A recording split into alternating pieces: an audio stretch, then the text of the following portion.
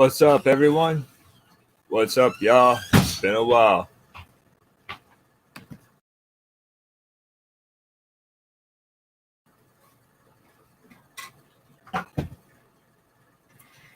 Is this on? Testing. I'm just checking my mic right quick. Wanted to make sure that my audio was picking up the sound from the right mic. But let me check this right quick. Yep. It's got it. Gotcha. Well, anyways, I wanted to take a moment, do a live stream tonight because I know it's been a while since I did one. Wanted to send a shout out to my boy Josh over at Gematria is in the details, and I also wanted to send a shout out to my boy Wayne. And I just upgraded this what is it? Restream. Trying to figure out how to get rid of that watermark. That watermark's bugging the shit out of me. How do I get rid of that shit?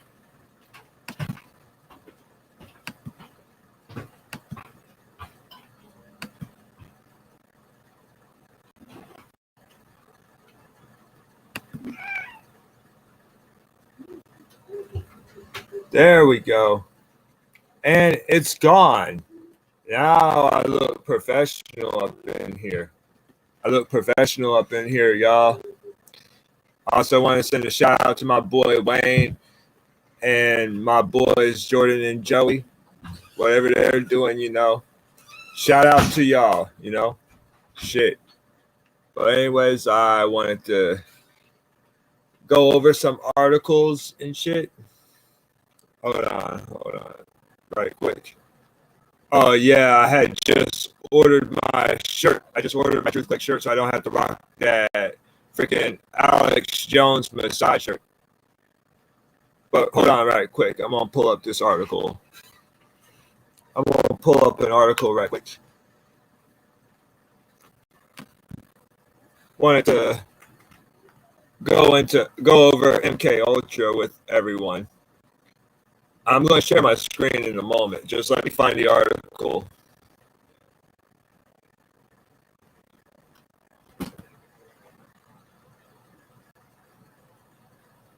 That was weird. I don't know where that came from. Must have been on my end. Yeah, that was probably me. Yeah, that was me from another video. Hold on, let me see right quick. Well, it doesn't say anything's open, so I'm actually good on that. Well, Wikipedia has a lot to read there, so I'm gonna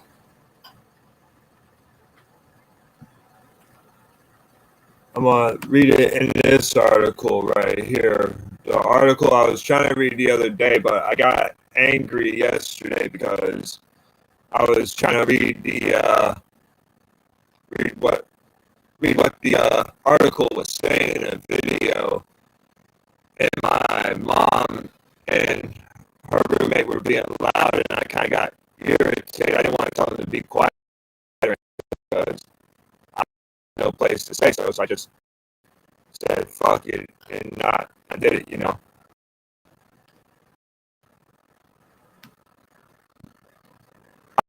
I do need to change my background, and I will change my background too. But what I have now looks pretty nice, But hold on right quick. I'm going to share my article.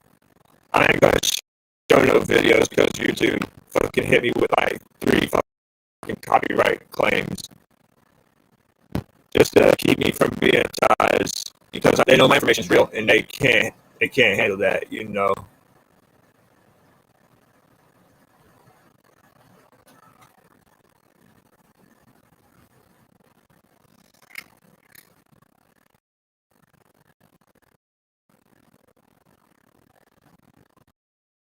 Hold on, y'all. I'm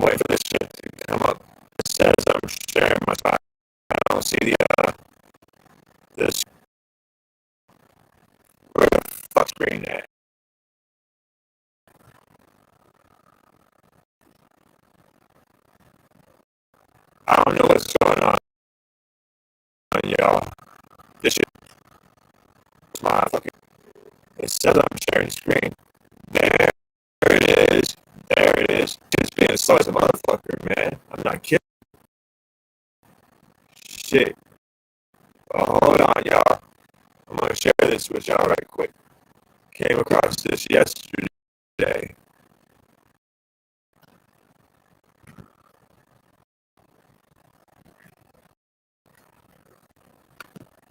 Shit.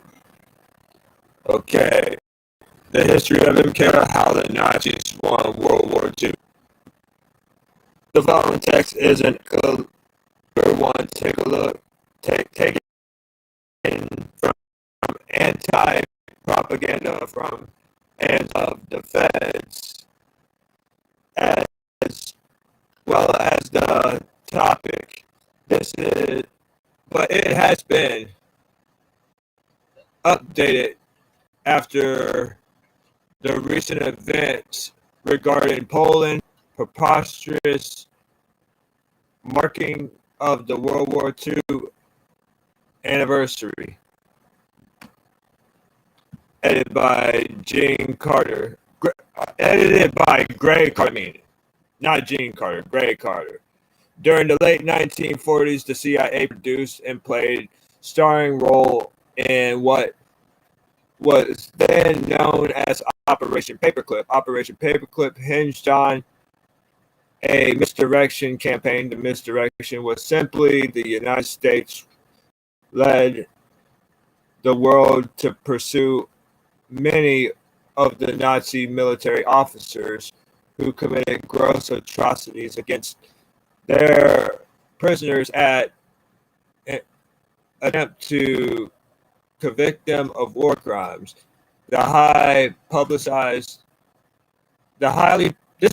highly publicized with a media fever, I believe. It's not spelled that way. It's spelled funny, It's spelled weird. I never seen that spelling before. I don't even know if I pronounced the word right. But anyway, behind the scenes, however, U.S. intelligence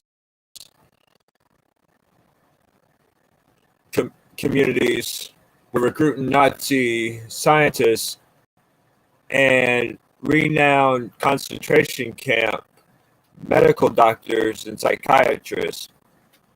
These men were high-ranked Nazi SS officers who were guilty of committing grisly and sometimes mind-bending offenses that surpassed all else done in the war. Many of these men were recruited to work for us were the very men who were responsible for the horror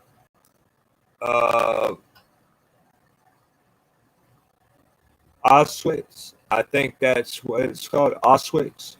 I don't know. And other camps.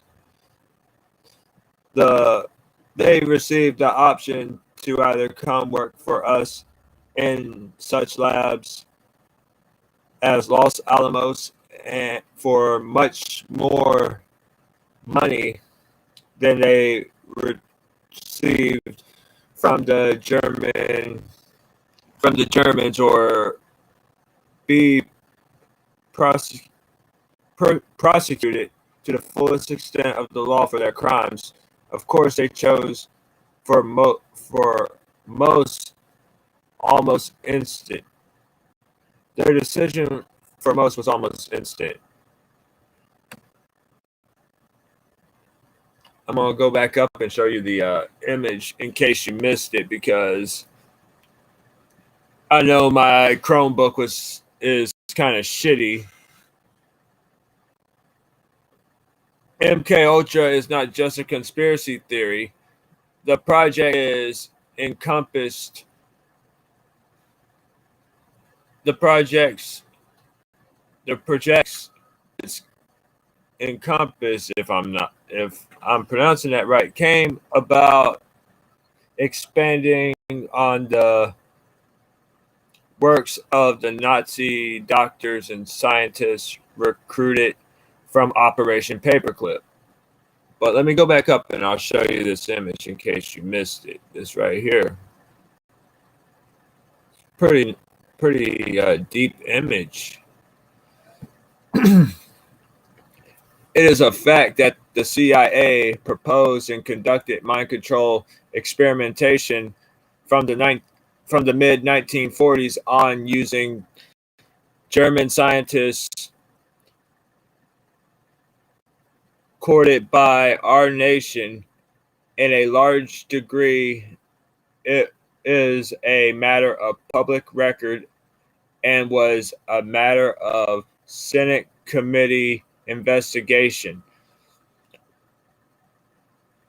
What actually is revealed is certainly strange and more frightening than fiction. This is a cursor but fact-filled work concerning the atrocities of mind control perpetrated by the darker elements of U.S. government in the last century to this present day.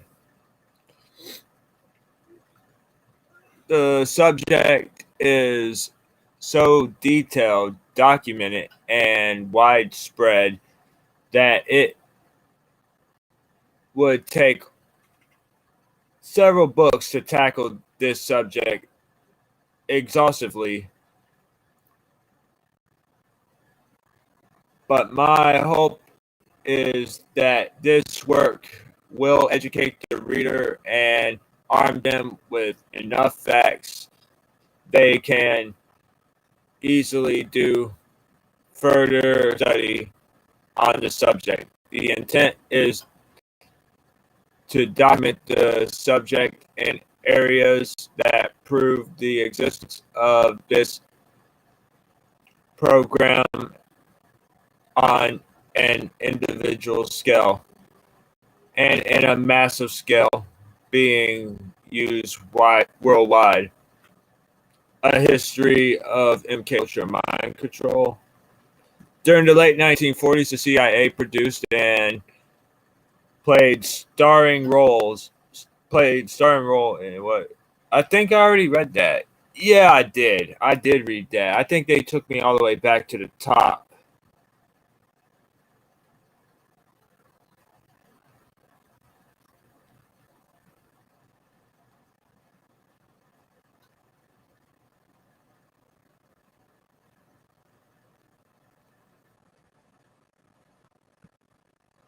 Yeah, I was actually trying to read that, but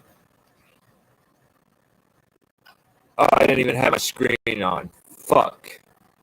Damn, I'm slipping up tonight, man.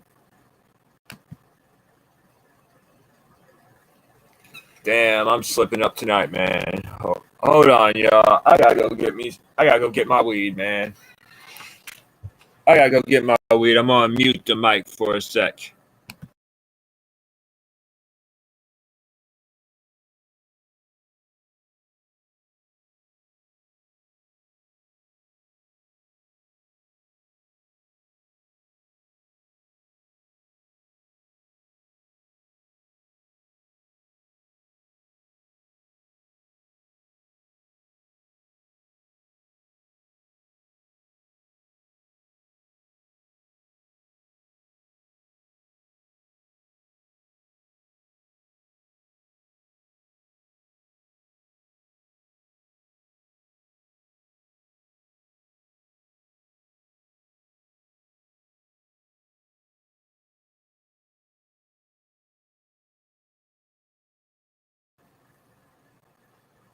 All right, y'all. I'm back. I'm about to roll a joint. And kind of gather my thoughts since I been away from the lives, been away from videos for like a few days. But let me step over here right quick and check my YouTube channel. most likely there hasn't been any changes or anything. And I need to get my phone too. I don't know what my phone status is right now, but I did order a shirt from myself.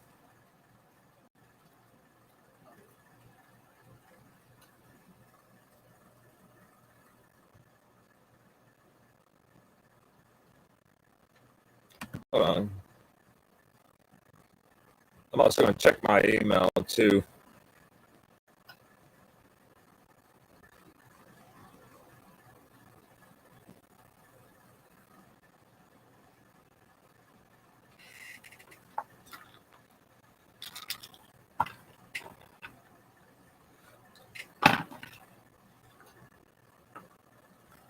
Hold on, y'all. I'm just checking my weed right quick. You know how it is. Don't worry, y'all ain't gonna be able to see me smoking, but don't worry. So YouTube can't be a hoe about the shit and fucking try to flag my shit because I fucking smoked bud on the fucking live stream. Who doesn't fucking smoke weed?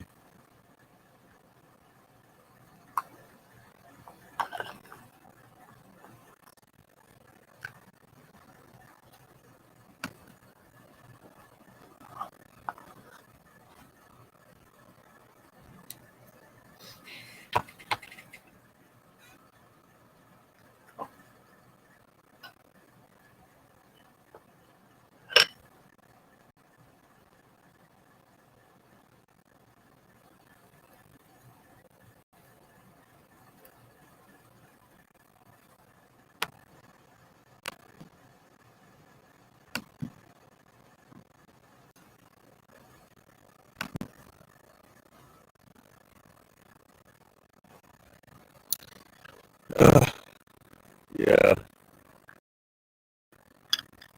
Yeah. Shit. Hold on. I gotta roll a joint right quick. What my boy Josh is doing, you know.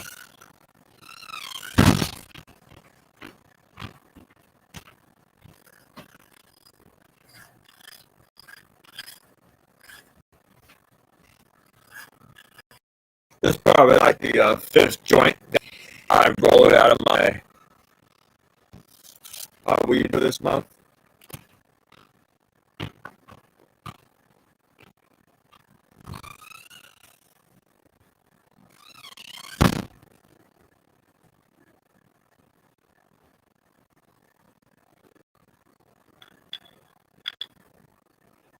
I'm not playing no videos. I'm not sharing no videos on my live stream because YouTube flags the shit out of me and shit.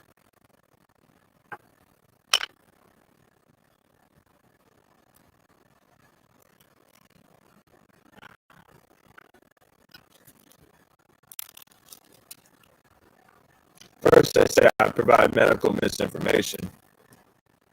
But that was no medical misinformation, and they know it wasn't.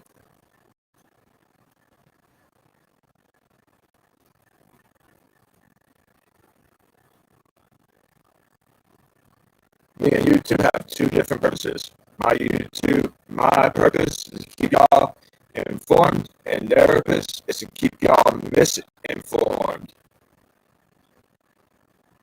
They know what I'm talking about. They know exactly what I'm talking about.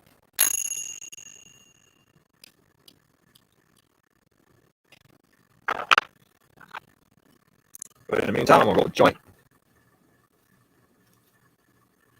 If YouTube don't like it, they can kiss my ass because I smoke weed, and that's just the way it is, you know.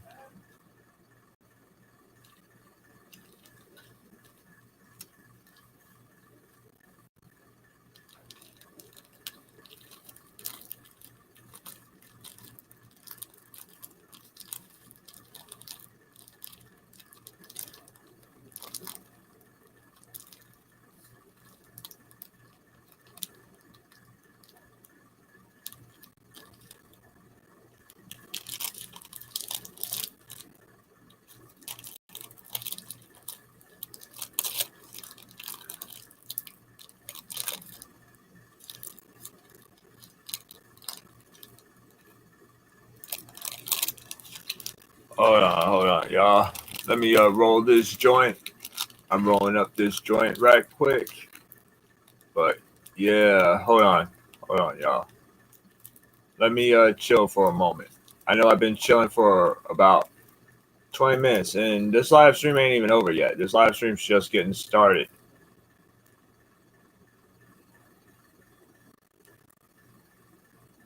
I was meaning to start earlier today. I even scheduled a live stream for 4 o'clock p.m. today. I just didn't get around to doing it because I slept until like 5 o'clock. I was out until like fucking 5. Shit. So sorry, y'all. I am late. On that shit, man.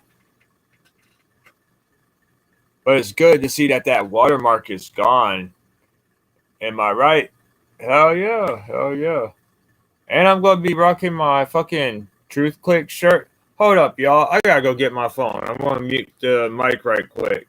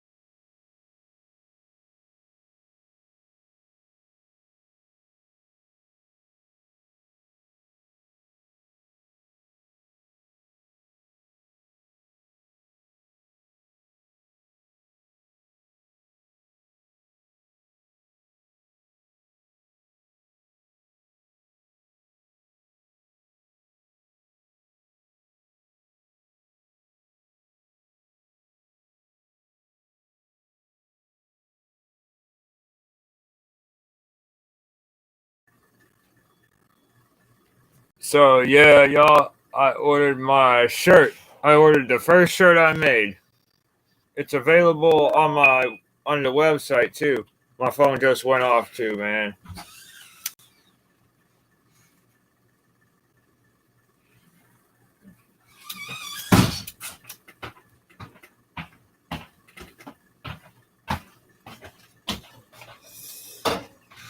I'm just smoking a joint, y'all. Smoking some weed. I mean, what truther doesn't smoke weed? With all this information we come across, we find ourselves in a padded room if we didn't smoke weed. I smoke weed every day because that shit is crazy. And also it helps me keep up with my mental state.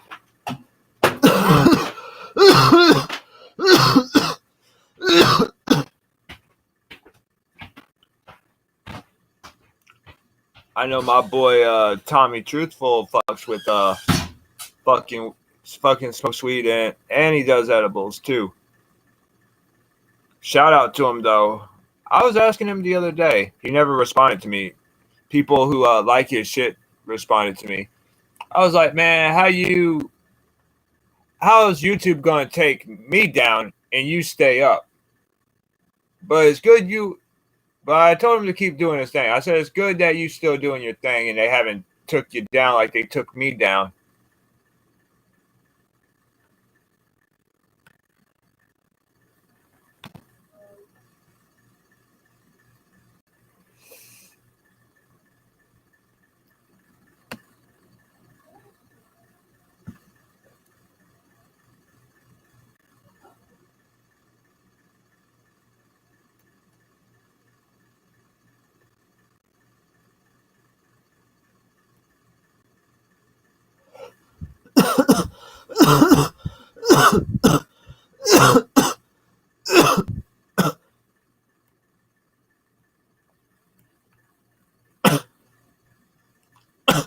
But yeah, I'm gonna have my shirt coming.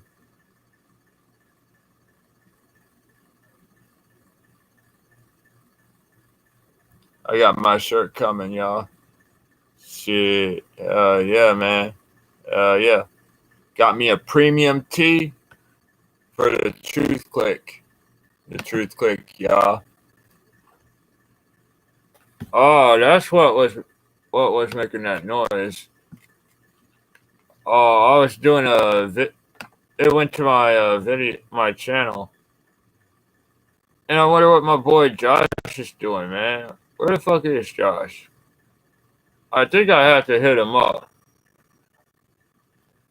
I think I would have to hit him up. Hold on. I got some notifications here.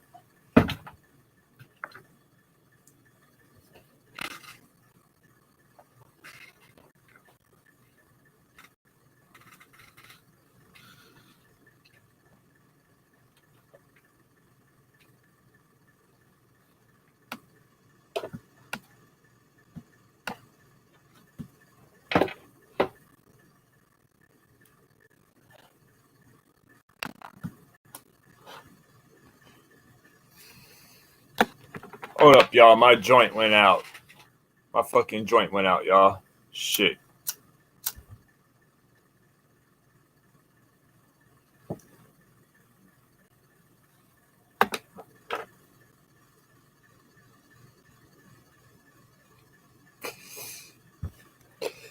With all the weed I've smoked since I got my card, I have not once rolled a cross joint.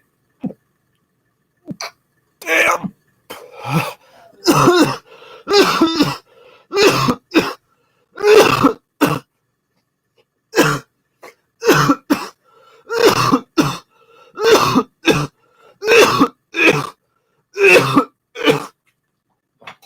Oh, man.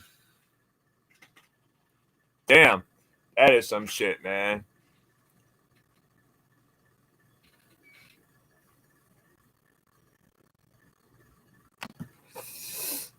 But hold on, y'all. I'm gonna go over to Discord and see what my boy Josh is doing.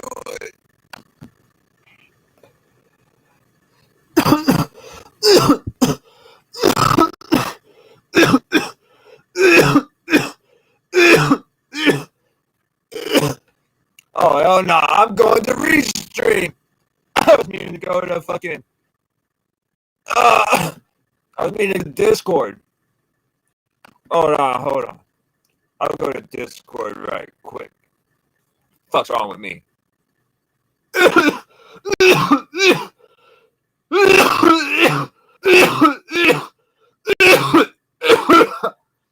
Damn. Shit. Well, if I finish this joint, that's going to be another joint to add to the collection. I already have like 4 joints and 2 blunt roaches. Just that fucking silver, that super silver haze. That super silver haze, man.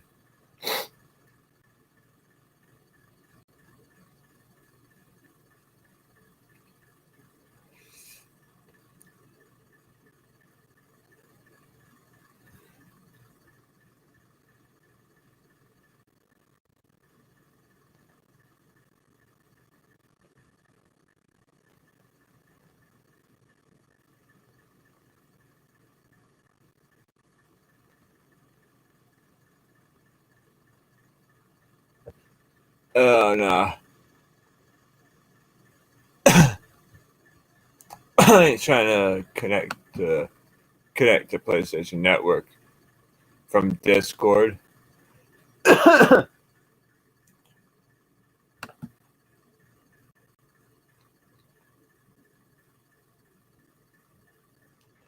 yeah, I'm gonna let them know I'm live.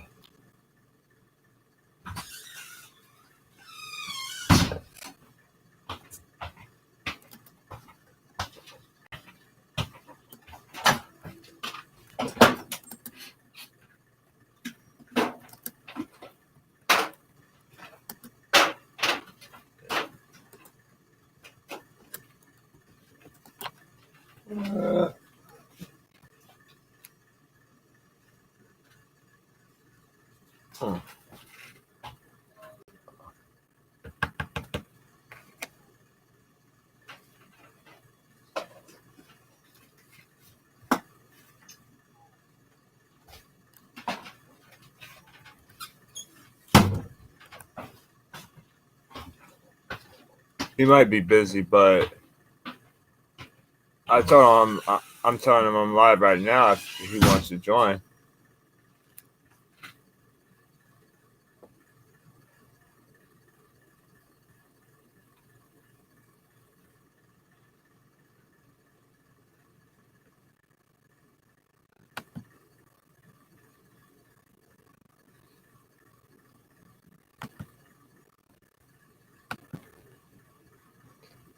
And as usual, I don't have no guess. That sucks, man. Shit.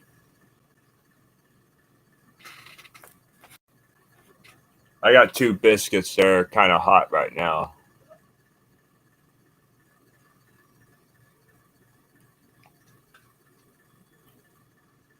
Oh, man, I'm high as fuck.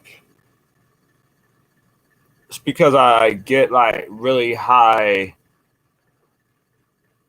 I get like over 17% THC. I don't get that low, that real low shit.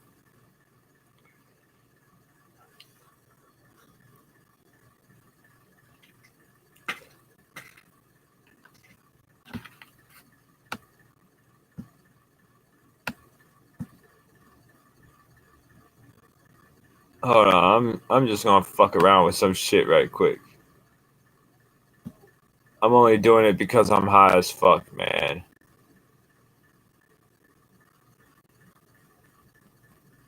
Don't worry, I will expose some truth on here, but I'm just gonna do this just to fuck around.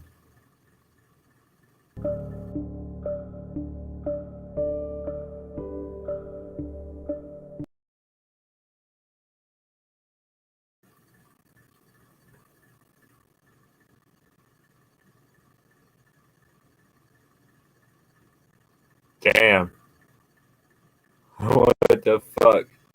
I tried to play a video clip in this restream shit, but it didn't let me do it. But whatever. It's cool. It's cool. Shit. I need to quit fucking around, man.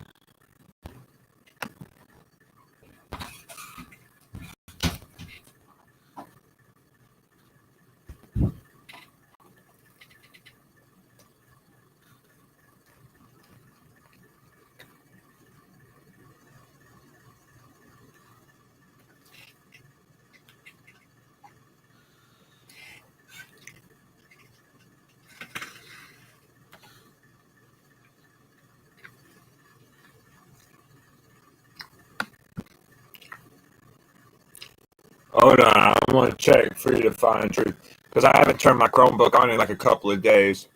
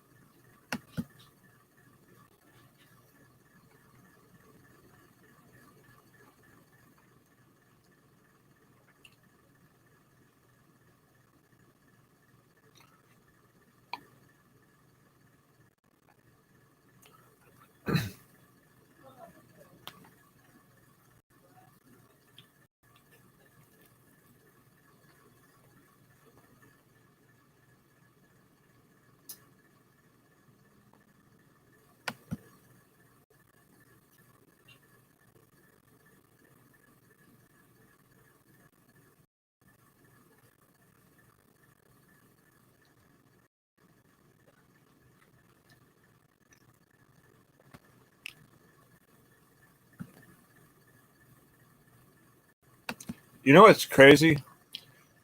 Freaking Free to Find Truth removed all my followers, man.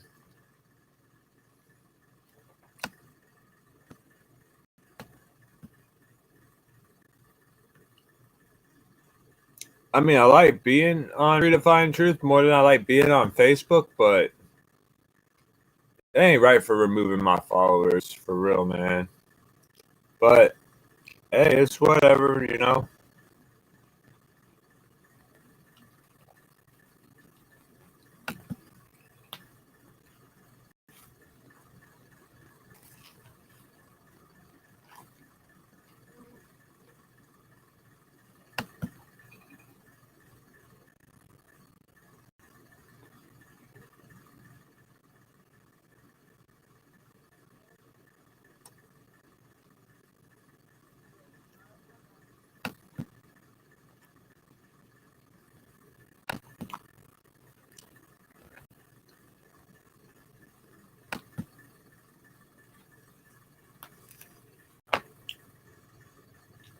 I don't even think he put any butter on these, but it's whatever.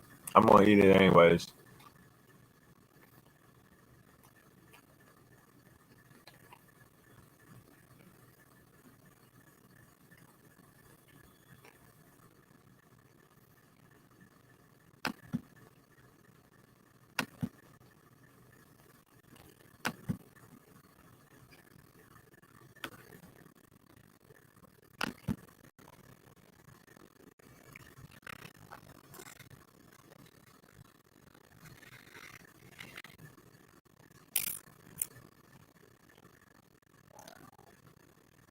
Damn, why did I leave my cigarettes over there?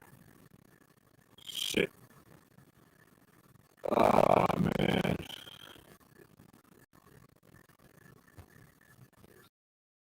No, there's no bunnies.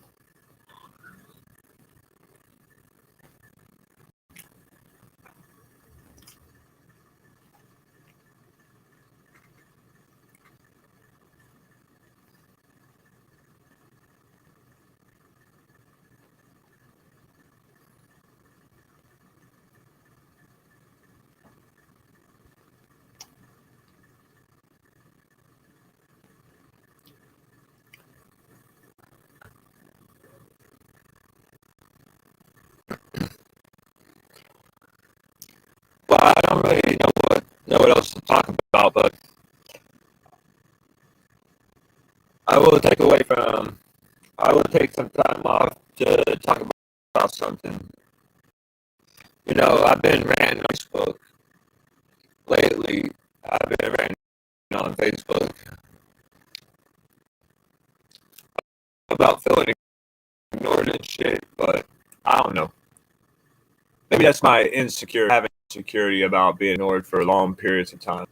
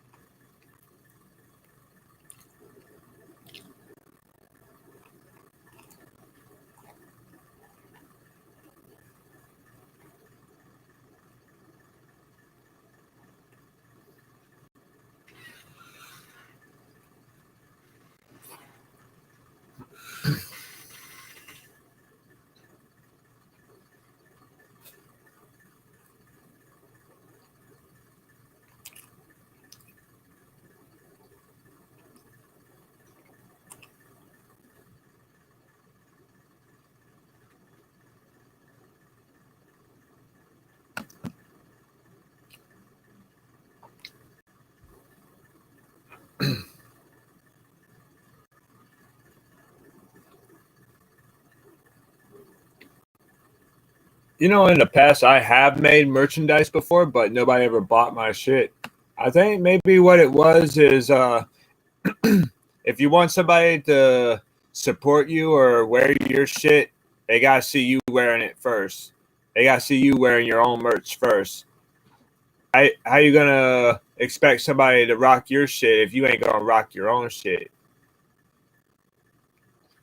The only people who don't rep their own shit and support their own shit are the people that are ashamed of their own shit. But yeah, let me quickly share this. Hold on. I Actually, all I need is that link. Copy and exit out of YouTube.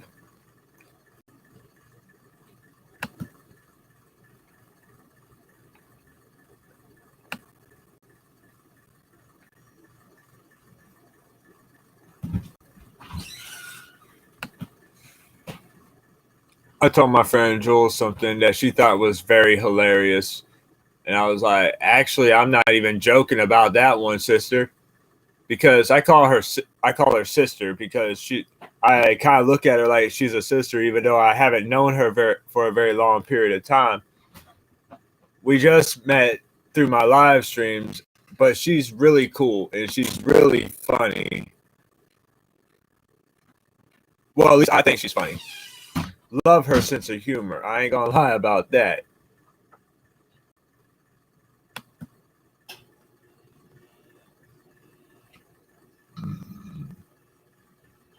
Oh, excuse me. A bit of built up gas, you know. I apologize. Excuse me on that one. I apologize.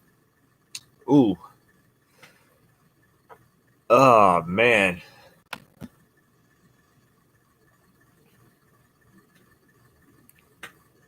That was not pleasant. Not for me, anyways.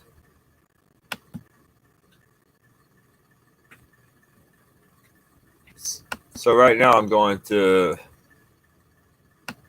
my pages and sharing these links. Let people know I'm live right now.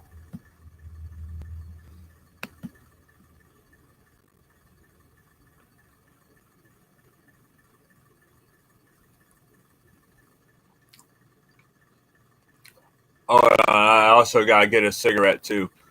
Why don't I just get my whole pack? I'll be right back.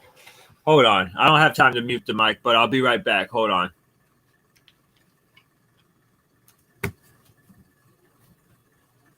Damn, I should have grabbed my cigarettes when I was over here. Buddy, what the hell are you looking out the window for? Forget it.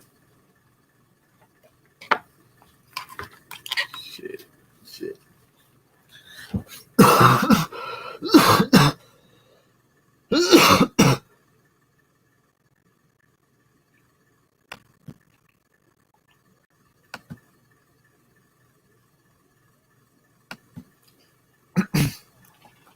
I should have done this earlier today, but I was passed out asleep.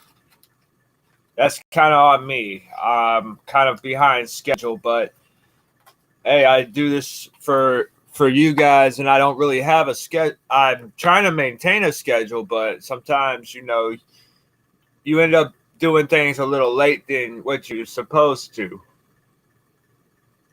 I think what it is that I lack discipline. That's the thing. I lack discipline. I mean, I missed out 5 days. For 4 or 5 days for making a video. Haven't really seen much of my boys. I don't think my boys made a new video either. I think we've both been kind of doing our own thing, kind of kick back, relaxing, And besides, I think I kind of deserved the break, even though I was kind of hard on myself for not getting back into making videos sooner. I mean, like, I tell you why I was hard on myself for. Because I was looking at the studio, right? I was looking at my studio and looking at the analysis, the plays and the views and the subscribes and everything. And it kind of bothered me. It kind of bothered me that it went down like that. I was like, damn, man. I was like saying to myself, man, don't tell me this is because I didn't make a video or I didn't do a live stream or whatever. Is that what happens? You are if you take a couple of days off from doing YouTube videos, people stop checking you out. But hold on, I'm gonna look at this right quick. I might share the screen, I might not.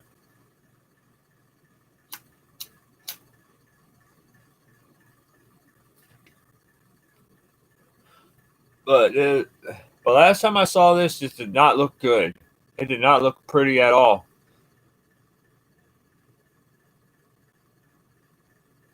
I almost cried, to tell you the truth, but I ain't gonna cry over this. I was actually disappointed, okay? I was disappointed in that.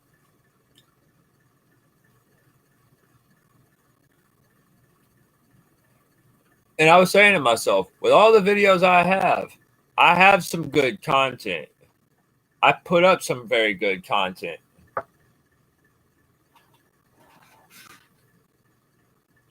I guess I probably said something that somebody didn't like, or it hit the ear wrong, or I don't know.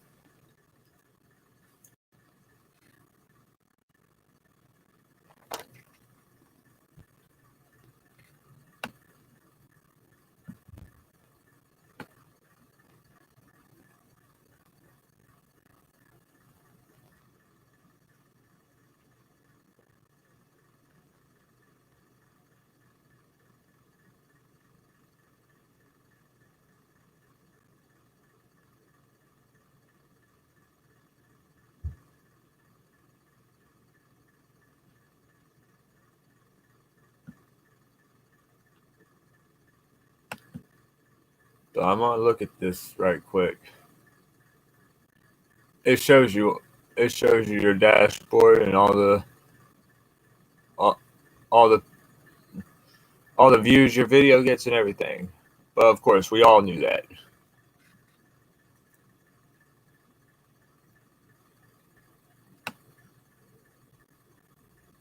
Wait, is someone viewing me now? Somebody's checking me out right now, or what? Let me check right quick. Nope, nobody's looking at me right now. Nobody's checking me out right now. But yeah, let me look at this right quick. I'm not going to share the screen because even with these views, I'm kind of disappointed. I'm not going to lie about that.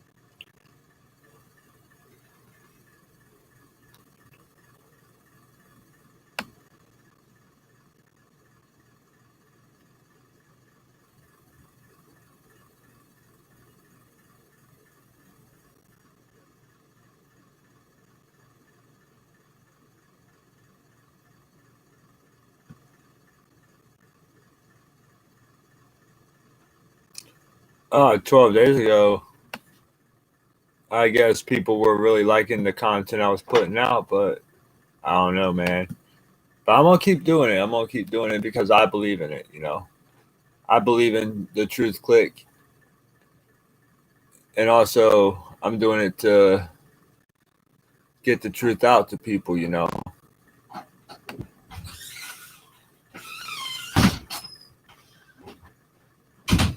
Mostly, I'm doing it to get the truth out to people.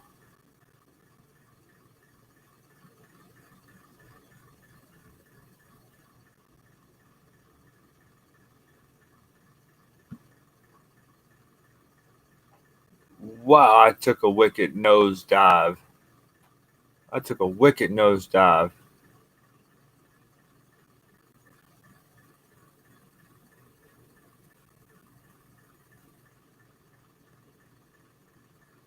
I took a wicked fucking nosedive, man.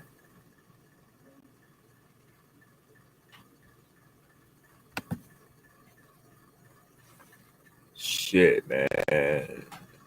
We got 200 and shit.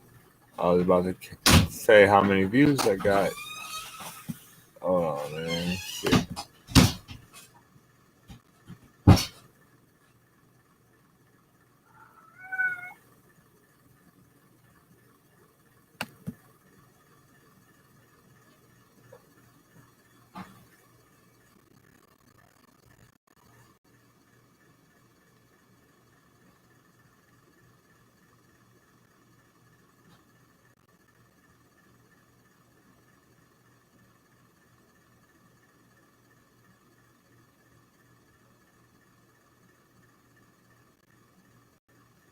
Tell you what it is. I also need to upload thumbnails to my shit.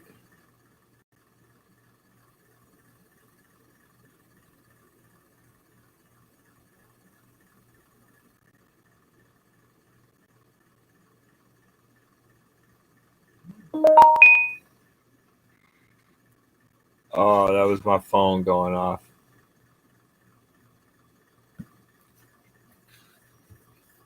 Also tells me the traffic source.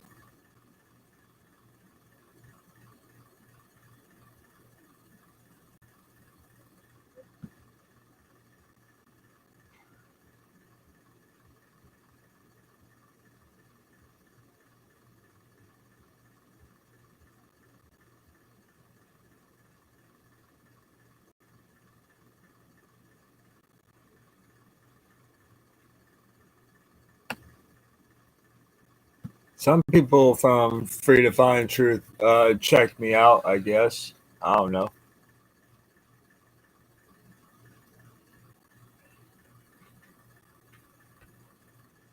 See where all the traffic sources coming from. See where I'm really getting people's attention.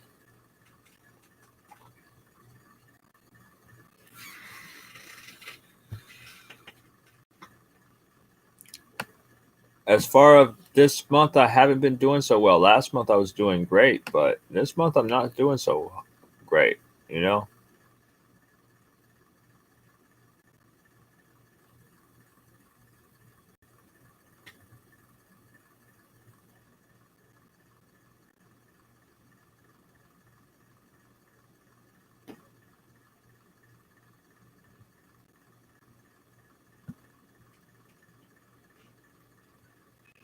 But it's cool though. It's cool. You have supporters and you have naysayers, you know?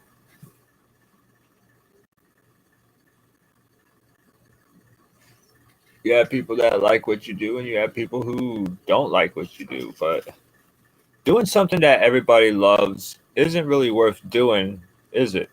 I don't think so. So yeah, I've already gotten hit with several policy violations and shit. Well, actually, I got hit with a policy violation.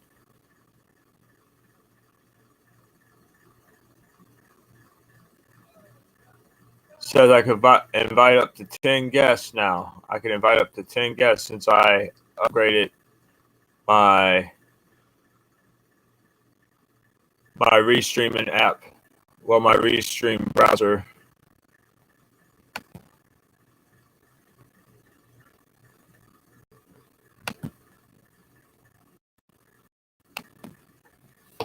But let me light this joint again. Oh man. I will get into some truth. I will expose some truth within these 2 or 3 hours that I decide that I'm going to do this live stream. Besides, I don't do an 8-hour live stream like I do on Kliq. I only do those 8-hour live streams on Kliq. I don't do them on YouTube or anywhere else.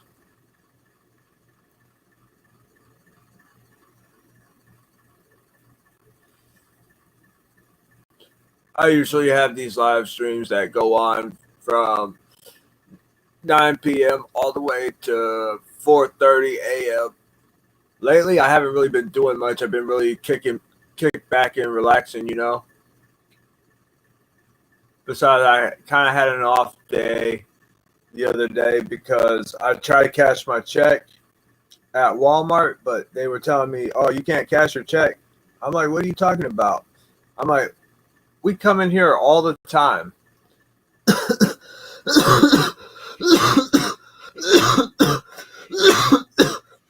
No, I told the lady, we came in here like 2 times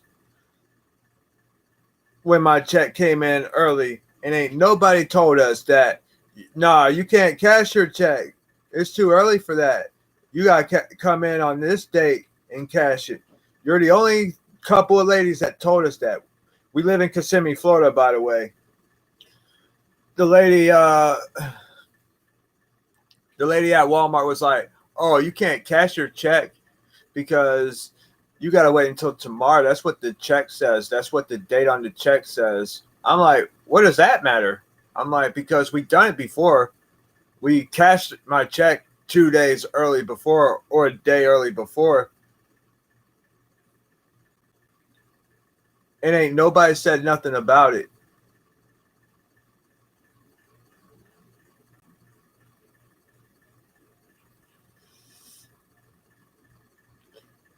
They talk about they didn't want to get in trouble.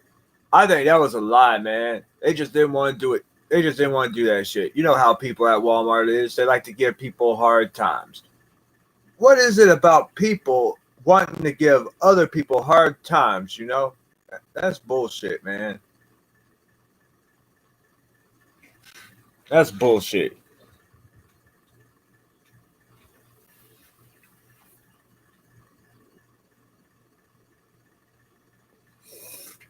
Probably why I'm still single, man.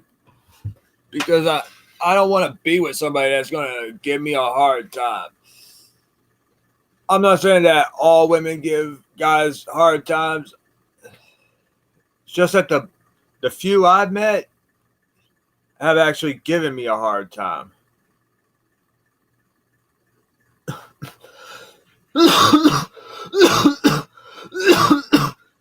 It was like being a prisoner and dating a correctional officer. Guys who are in those kind of relationships need to leave those relationships, because why be in a situation where it feels like your girlfriend is the correctional officer and you're the prisoner?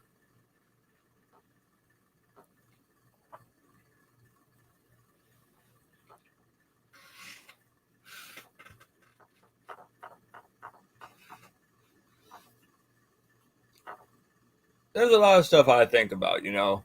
There was this one thing I was thinking about with this meme I saw, or it was a caption. That's what we called it at the time. We called it a caption. Then later on, it got changed to a meme. You know how people like to change the names of shit. Well, this one meme showed this black guy, and he was like angry. He looked like he was angry, and the meme said, "So this a woman's going to tell you that she loves you from the bottom of her heart. What about the rest of it?" He was like, "You gonna love another person from the rest of your heart? Fuck that shit. I ain't with it." And I don't blame him on that, man. I don't blame him on that shit, man. I've been through the ringer about fucking 3 times. I've been through the ringer 3 times, and that's it. I'm out. I'm done. A lot of people be like, "Oh, you can't give up, man." Bullshit, I can't. What you talking about? I can't give up. I'm entitled to give up that. I'm entitled to it. I believe I personally earned the right to fucking throw in the towel when it comes to relationships. Getting burned 3 times? Oh, hell nah, man. That shouldn't have happened, but it did. It did. It should have happened, but it went down regardless of what I thought or what I had to say about that. So fuck it. I am not doing it no more.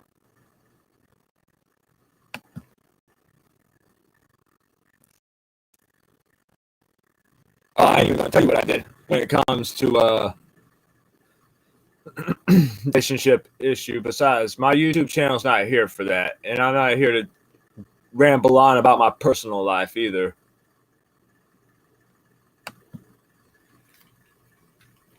But what was I? What the fuck was I gonna look up? You know, I get high sometimes, and my mind kind of goes different places.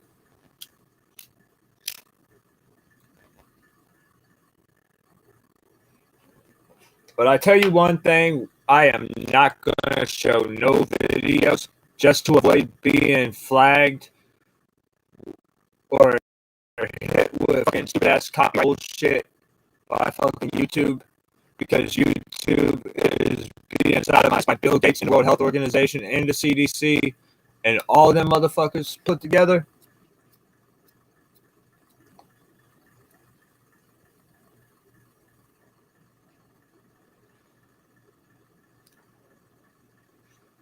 You know how I describe this whole bullshit with the censorship?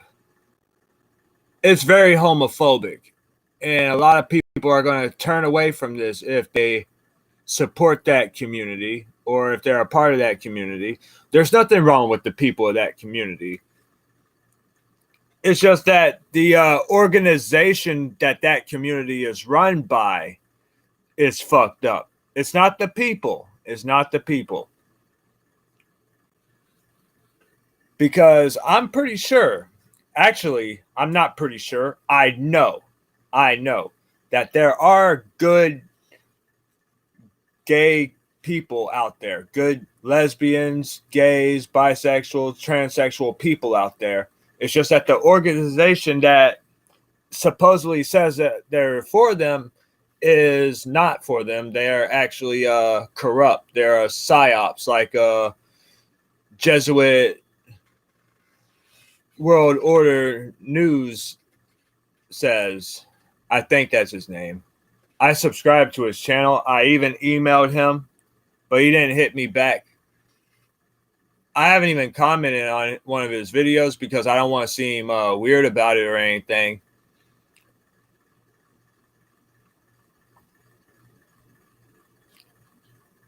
I should let him know about what I do as with the Kliq Media and tell him, hey man, I would want to work with you and do a project with you.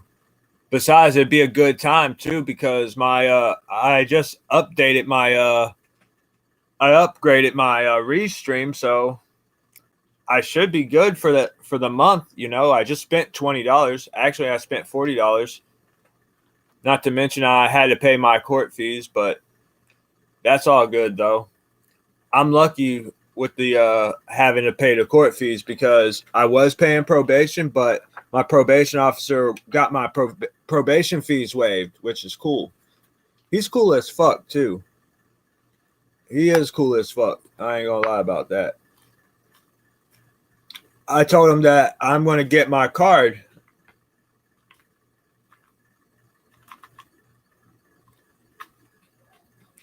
And he said, you're going to get your card. I'm like, yes, sir. And he said, okay. And that was it. He didn't even bother me about it.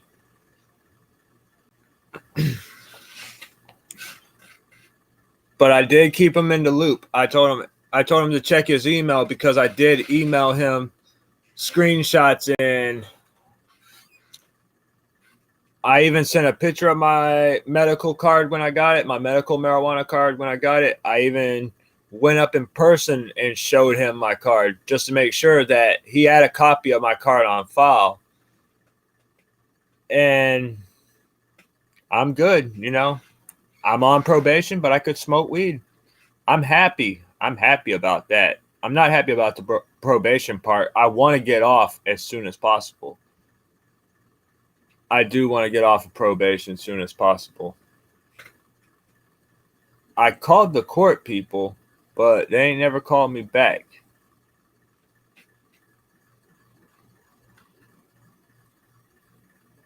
ended up paying $40. I'm supposed to pay $35, but I ended up paying $40 because they said I missed out paying $30. I swear I paid $35.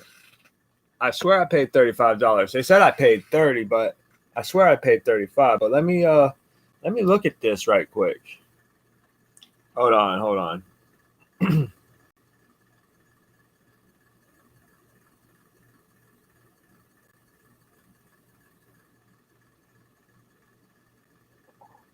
Yeah, I did. Yeah, I did. December 31st at 5:55. At 5:55 p.m. I paid $37. Well, they charged 37. It's initially 35, right? But they take out an extra two, I think 273 for a non-refundable fee or whatever. Yeah, they sent that to me by mistake. They sent that to me by mistake. For real, because I have proof that I did pay that. But anyways, I still paid $42, you know. I think they're overcharging me. I know there was a couple of times they did that, but this time I think they're in the wrong for doing it because I did pay that.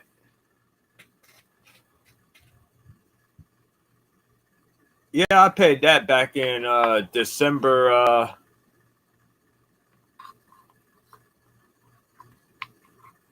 Not back in December. I paid that back in January 31st, I believe. Let me look at it again because my card is synced in with my phone synced in with my card. So whatever I pay for or whatever amount of money I spend.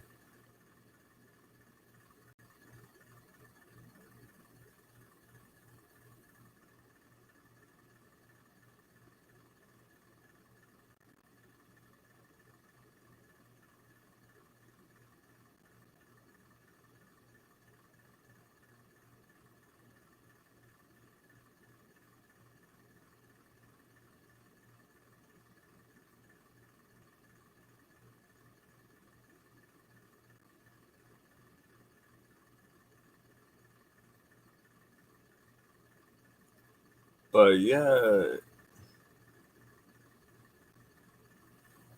actually, yeah,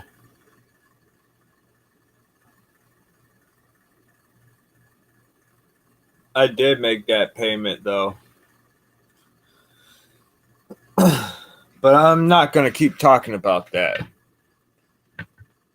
I'm not going to keep talking about that, you know.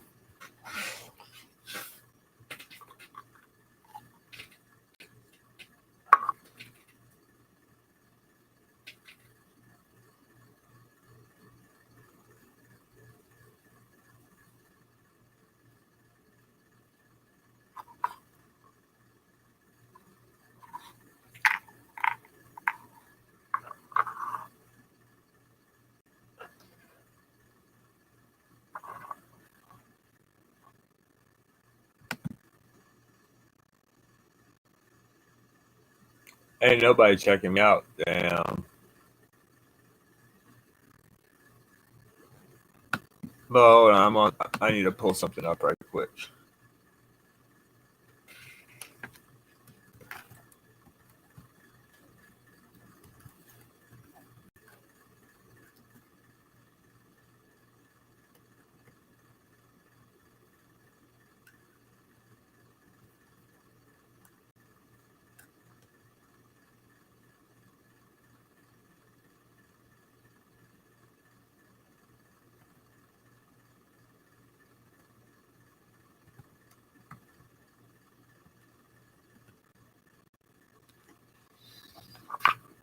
Mm. Mm.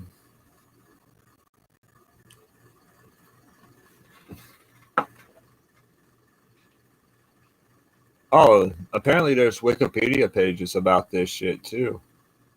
That's interesting. And they don't even consider them conspiracy theories either.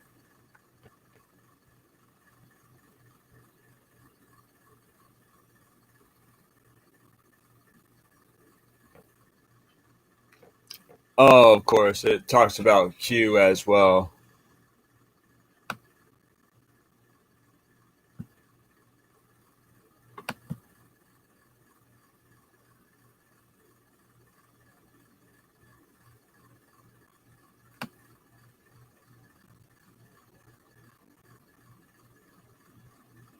But I'm not going to read the Q part. I'm going to read the Wikipedia page and I'm going to share the page. But this is about Operation Mockingbird. I'm going to share the page right quick.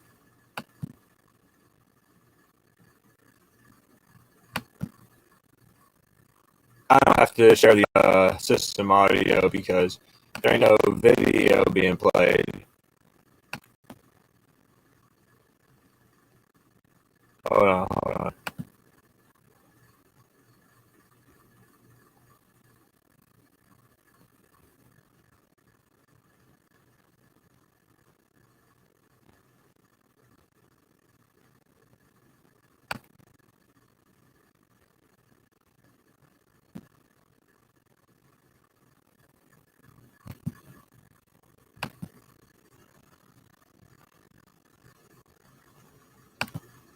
Okay. As you can see, there's the Wikipedia page. Operation Mockingbird. This article is about the alleged CIA program to influence the press for the CIA wiretapping Operation C Project Mockingbird. For an overview of CIA influence on the media, see CIA influence on public opinion. Operation Mockingbird is an alleged large-scale program of the United States Central Intelligence Agency (CIA) that began in the early years of the Cold War and attempted to manipulate news media for propaganda purposes. According to Arthur Deborah Davis, Operation Mockingbird recruited leading American journalists into a propaganda network and influenced the operation of front groups. CIA support of front groups was exposed when a 1967 Ramparts magazine article reported that the National Student Association received funding from the CIA in 1975. Church Church Committee congressional investigations revealed agency connections with journalists and civil groups. In 1973, a document referred to as the Family Jewels was published by the CIA containing a reference to Project Mockingbird, which was the name of an operation in 1963 wiretapping two journalists believed to disseminating classified information. The document does not, however, contain references to Operation Mockingbird. I'm just going to read into the background, but I'm not going to read that Q shit.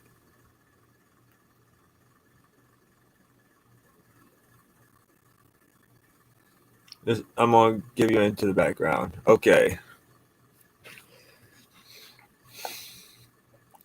In the early years of the Cold War, efforts were made by the United States government to use mass media to influence public opinion internationally after the United States Senate Watergate Committee in 1973 uncovered domestic surveillance abuses directed by the executive branch of the United States government. In the New York Times in 1974 published an article by Seymour Hersh claiming the CIA has violated its charter by spying on anti-war activists. Former CIA officials and some lawmakers called for a congressional inquiry that became known as the Church Committee, published in 1976. The committee reported the committee's report confirmed some earlier stories that charged that the CIA cultivated relationships with private institutions, including the press, without identifying individuals by name. The Church Committee stated that it found 50 journalists who had official but secret relationships with the CIA. In 1977, Rolling Stone magazine article, "The CIA and the Media," reporter Carl Bernstein expanded upon the Church Committee's report and said around 400 press members were considered intelligence assets by the CIA, including New York Times publisher Arthur Hayes Salzberg, columnist and political analyst, Operation Mockingbird, which functioned to disseminate CIA propaganda through domestic U.S. media. And the rising Claymore, the American press, the Central Intelligence Agency, and the Cold War, David P. Hadley wrote that the continued lack of specific details provided by the Church Committee and Bernstein's expose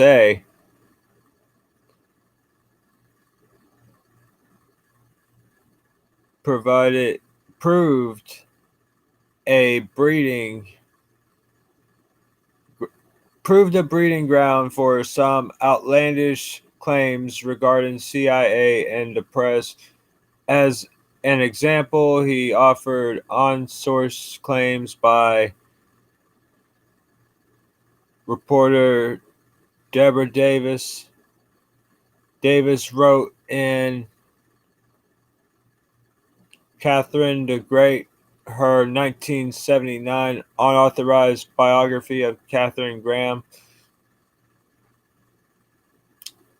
owner of the Washington Post, that the CIA ran an Operation Mockingbird during the time, which that the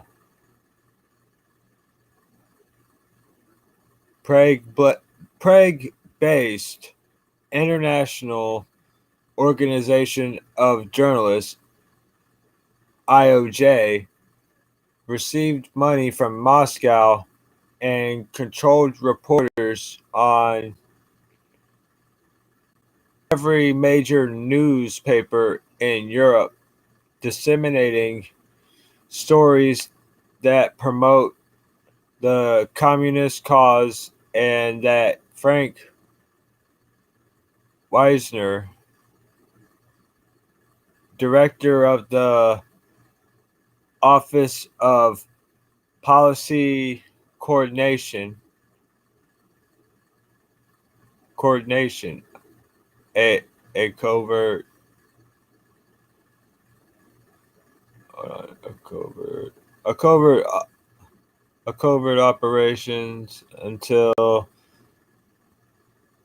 unit a covert operations unit created in 1948 by the United States National Security Council had created Operation Mockingbird in response to the IOJ recruiting Phil Graham from the Washington Post to run the project within the industry. According to Davis, by the 1950s, Wisner owned respected members of the New York Times, Newsweek, CBS, and other communications vehicles. Davis wrote that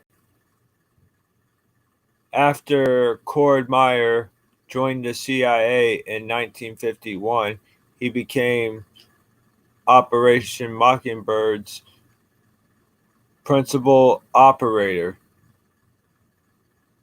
Neither the Church Committee or any of the investigations that followed it find there was such an operation as described by Davis.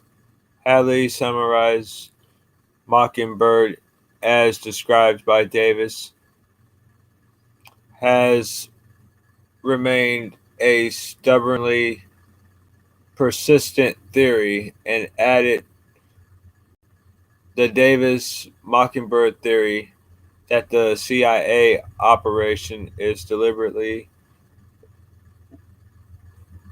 the CIA operated a deliberate and systematic program of widespread manipulation of the U.S. media does not appear to be grounded in reality, but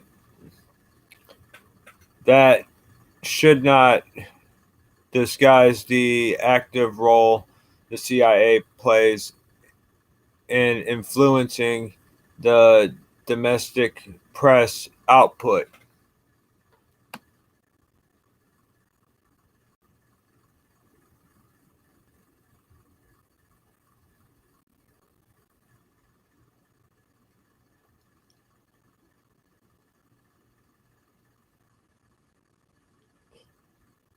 Yeah, of course they're going to talk about Q. Pretty much all this stuff that we've known for years, it's all going to be related to Q. Watch. I'm going to type in MK Ultra. I bet you there's a Wikipedia page about that.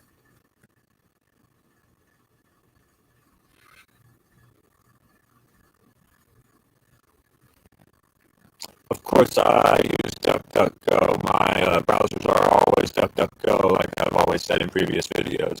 If you have a Chromebook, switch your browser to DuckDuckGo. But yep, and I bet you it's going to be related to Q as well. I might read the article, but then again, I want to see if it's going to be related to Q.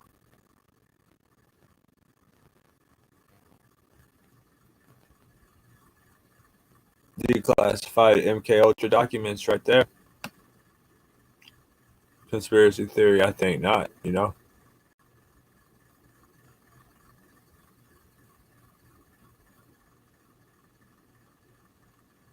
Oh, ain't that a surprise? They don't mention QAnon on here.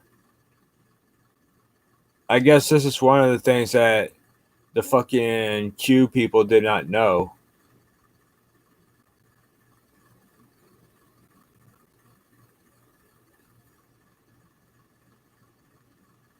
But yeah, there's a Wikipedia page about it. MK Ultra is a mind control program. I've been a truther for a long time. I've always known about MK Ultra. I want to look into Project Monarch. I want to cover Project Monarch because I've never covered that. I've never researched it. I never covered it. But tonight's a good night, you know. If y'all got stuff to cover or stuff that you think I should cover, just let me know, you know.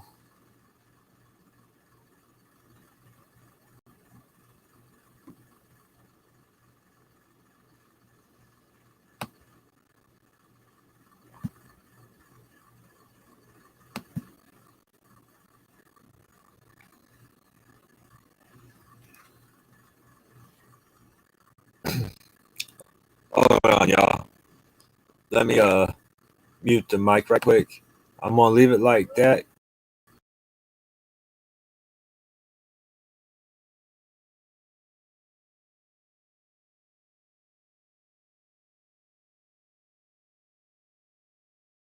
Hold on. Hold on. What's up? I don't think I know who this person is. Ah, fuck him. He's gone anyways.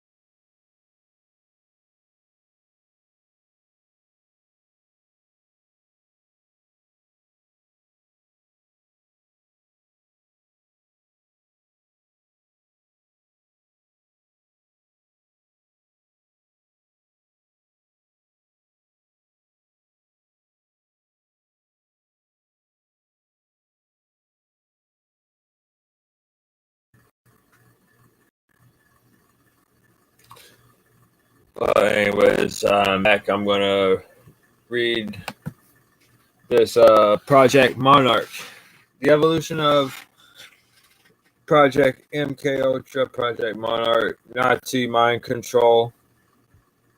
Oh shit! Amidst the subtle cerebral circumvention of the gullible populace through the multitude of manipulated mediums lies one of the most diabolical atrocities perpetrated upon a segment of the human race, a form of systematic mind control which has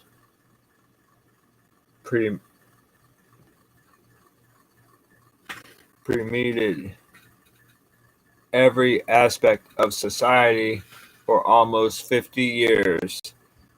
To objectively as ascertain the following, one may need to re-examine preconceived ideologies related to the dualistic dualistic nature of mankind, resolving the philosophical question of whether we are inherently good or inherently evil to is tenuement, I believe, in shaping our perception of reality, specifically the spiritual variable within the equation of life.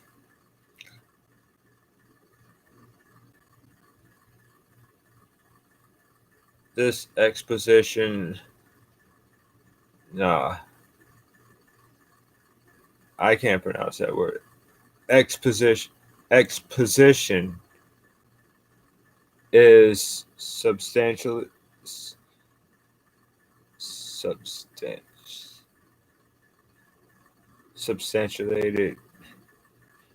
by disclassified U.S. government documents, individuals formerly connected to the CIA. I can't read tonight, and I can't really talk that well tonight. But formerly connected to the U.S. intelligence communities, historical writings, researchers knowledgeable in mind control, publications from mental health practitioners, and interviews taken from survivors unwittingly subjected to a high complex form of trauma-based mind control known as monarch programming. A word of caution for survivors of intensively systematic mind control and or some form of ritualized abuse. There are numerous triggers in this article. It is therefore recommended not to read unless appropriate support systems are in place or if you have a thoroughly reintegrated personality. This might be a little deep. I'm sorry, I have to clear my throat. Okay. A brief history of control. The mystery religions of ancient Egypt, Greece, India, and Babylon helped lay the foundation of occultism, meaning hidden knowledge. One of the earliest writings given reference to occultism is the Egyptian Book of the Dead, a complication. I can't pronounce that, of rituals explicitly describing methods of torture and intimidation to create trauma, the use of potions, drugs, and the casting of spells, hypnotism, ultimately resulting in the total enslavement of the initiate. These have been the main ingredients for a part of occultism known as Satanism throughout the ages. During the 13th century, the Roman Catholic Church increased and solidified its dominance throughout Europe with the infamous Inquisition. Satanism survived the period of persecution, deeply entrenching itself under the veil of various esoteric groups. In 1776, a Bavarian Jesuit by the name of Adam Weishaupt was commissioned by the House of Rothschilds to centralize the power base of the mystery religions into what is commonly known as the Illuminati, meaning enlightened ones. This was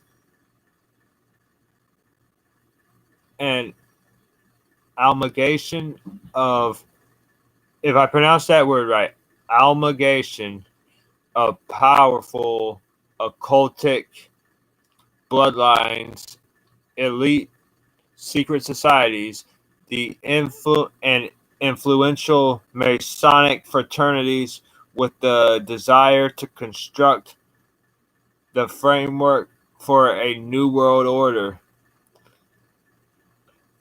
The outward goal of this utopia was to bring forth universal happiness to the human race. However, their underlying intention was to gradually increase control over the masses, thus becoming masters of the planet.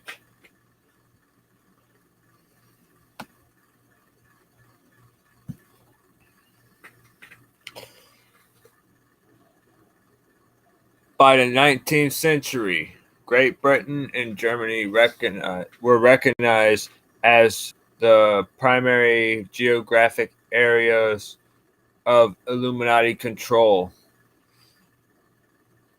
It then should be of little surprise to know the first work in behavioral science research was established in England in 1882, while much of the early medical and psychiatric techniques involved in mind control were pioneered at the Kaiser Wilhelm Institute in Germany. The Tavistock Institute of Human Relations was set up in London in 1921 to study the breaking point of humans. Kurt Lewin was a German psychologist, became the director of Tavistock Institute in 1932. About the same time, Nazi Germany was increasing its research into neuropsychological, parapsychological, and multi-generational occultism. Interestingly, a progressive exchange of scientific ideas was taking place between England and Germany. Most notably is the field of eugenics. the movement devoted to improving the human species through the control of hereditary factors in mating, the nefarious, enigmatic union, enigmatic movement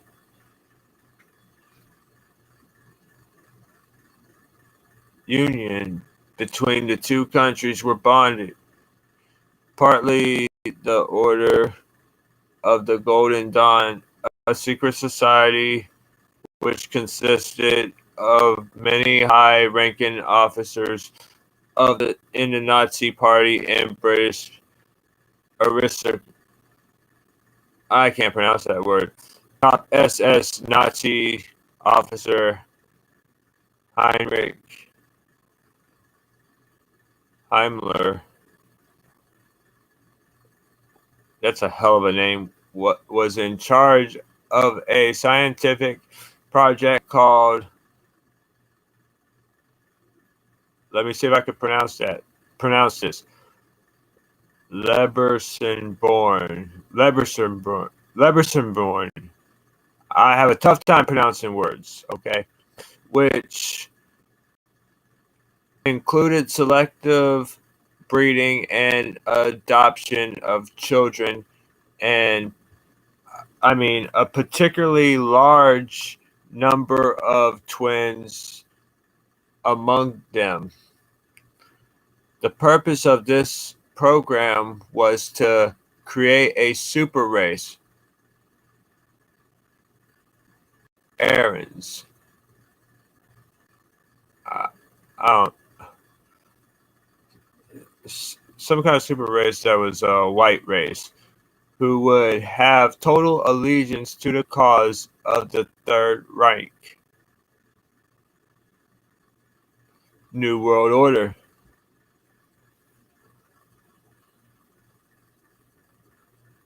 Much of the preliminaries experimentation concerning genetic engineering and behavior modification was conducted by Joseph. I can't pronounce. It's some German name I can't pronounce. Where he coldly analyzed the effects of trauma bonding, eye coloring, and twinning upon his victims, besides the insidious surgical experimentation performed at the concentration camp. Some of the children were subjected to massive amounts of electroshock. Sadly, many of them did not survive the brutality. Concurrently, brainwashing was carried out on inmates at, I can't pronounce that. It's some kind of concentration camp, I bet. I think. I'm going to try to pronounce it. Dachua. Dachs. I can't pronounce that shit. Fuck it. I made an ass out of myself trying to pronounce it, I think. Who were placed under hypnosis and given the hallucinogenic drug mescaline during the war. Parallel behavioral research was led by Dr. George Estabrook of Colgate College. His involvement with the Army, CID, FBI, and other agencies remains shrouded in secrecy. However, Estabrook would occasionally slip and discuss his work involving the creation of hypno-programmed couriers and hypnotical induced split personalities. After World War II, the U.S. Department of Defense secretly imported many of the top German Nazi and Italian fascist scientists and spies into the United States via South America and the Vatican. The code name for this operation was Project Paperclip.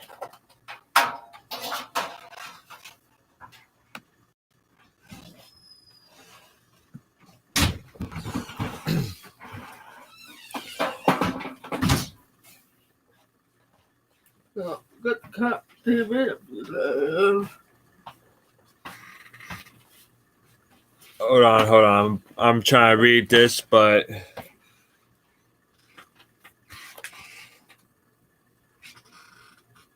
hold on. I'll be right back, y'all.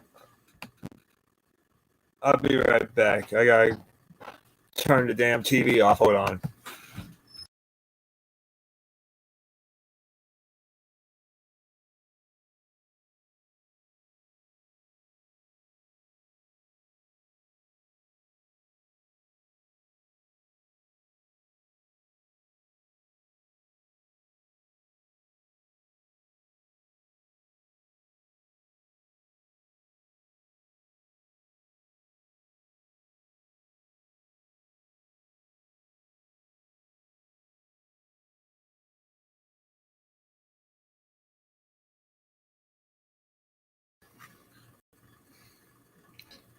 Alright, I'm back, y'all. I had to go turn the TV off, but I'm gonna continue reading where I left off. One of the more prominent finds for the U.S. was German General Reinhard. I can't pronounce that last name. Hitler's chief of intelligence against Russia upon arriving in Washington, D.C. in 1945. I can't pronounce his last name. Met extensively with President Truman, General William Wild Bill Donovan, director of the Office of Strategic Services, OSS, and Alan Dulles, I think his name is Dulles, Alan Dulles, who would later become the stalwart head of the CIA. The objective of their brainstorming sessions was to reorganize the nominal American intelligence operation, transforming it into a high efficient covert organization. The culmination of their efforts produced the Central Intelligence Group in 1946, renamed the Central Intelligence Agency CIA in 1947.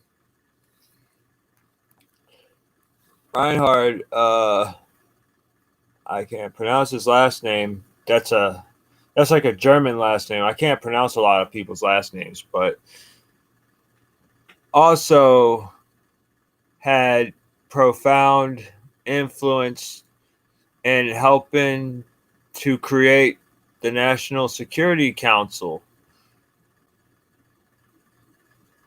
from which the National Security Act of 1947 was derived.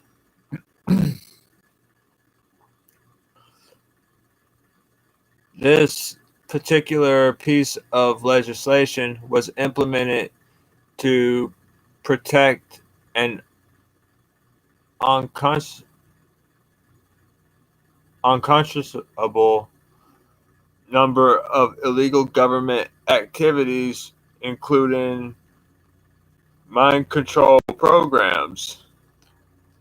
I couldn't pronounce that word, so I skipped it. Okay, the evolution of Project MK Ultra. With the CIA and the National Security Council firmly established,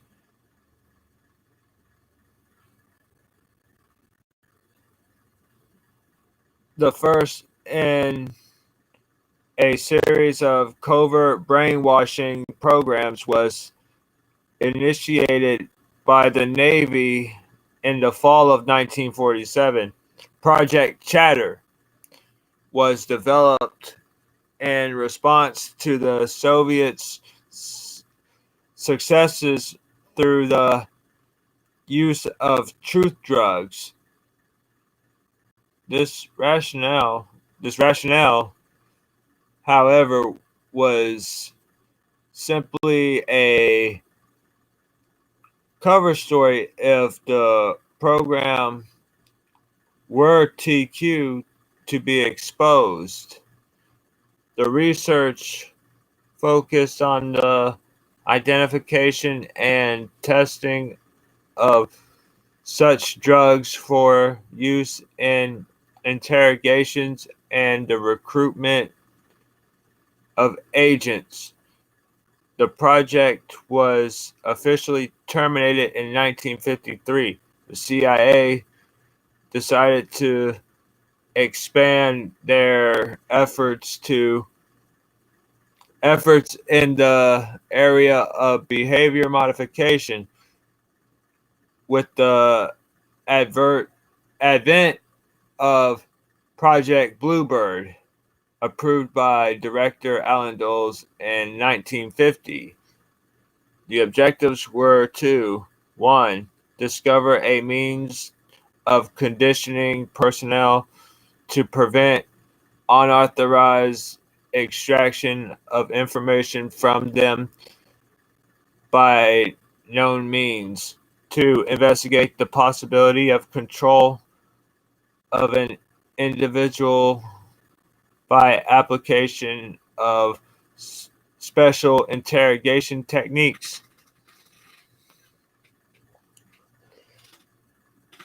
Investigation 3. Investigate memory enhancement. 4. Establish defensive means for preventing hostile control of agency personnel. In August 1951, Project Bluebeam was renamed Project Artichoke, which evaluated offensive uses of interrogation techniques, including hypnosis and drugs. The program ceased in 1956, 3 years prior to the halt of Project Artichoke. Project MK Ultra came into existence on April 13th, 1953, along the lines proposed by Richard Helm, the Deputy Director of Central Intelligence, DDCI, with the rationale of establishing a special funding mechanism of extreme sensitivity. The hypothetical something of MK may possibly stand for mind control L. The obvious translation of the German word control into English control. a host of German doctors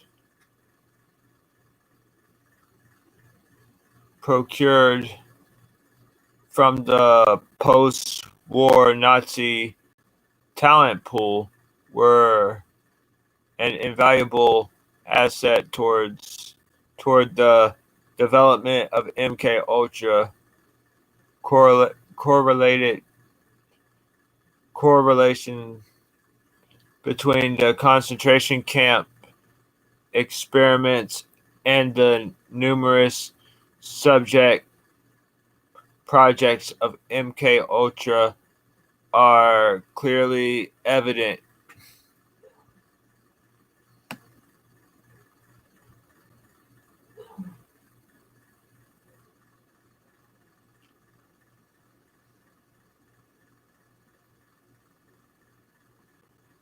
Let me go down. I lost my place briefly, but I found it.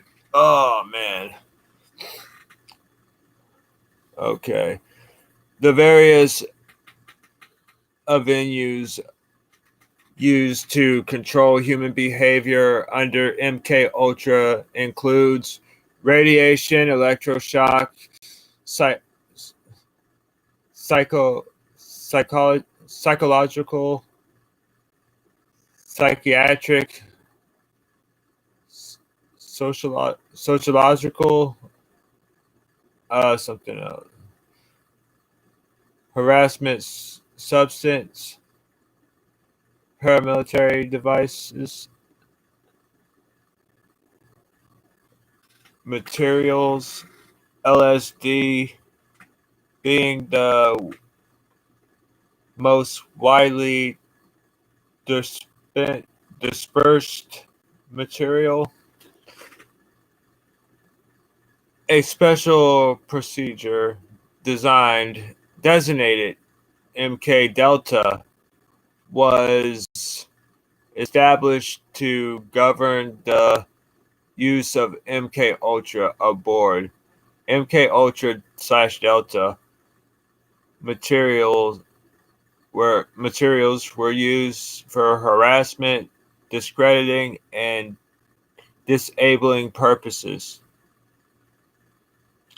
There were 149 sub-projects listed under the umbrella of MK Ultra. Project Monarch has not been officially identified by any government documentation as one of the corresponding sub-projects, but is used rather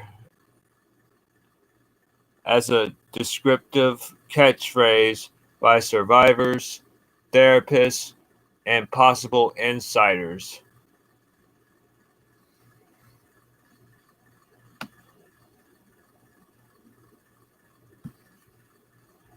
Project Monarch is in fact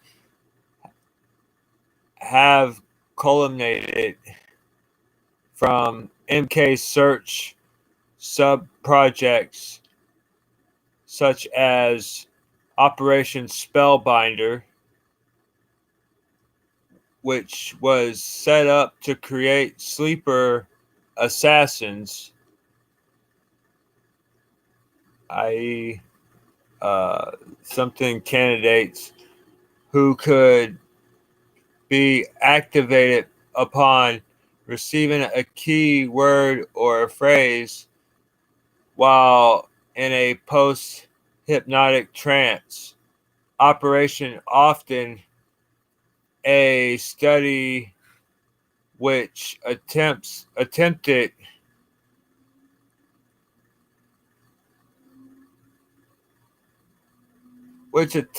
to harness the power of occultic forces was possibly one of several cover programs to hide the insidious reality of Project Monarch. Definition and description. The name Monarch is not necessarily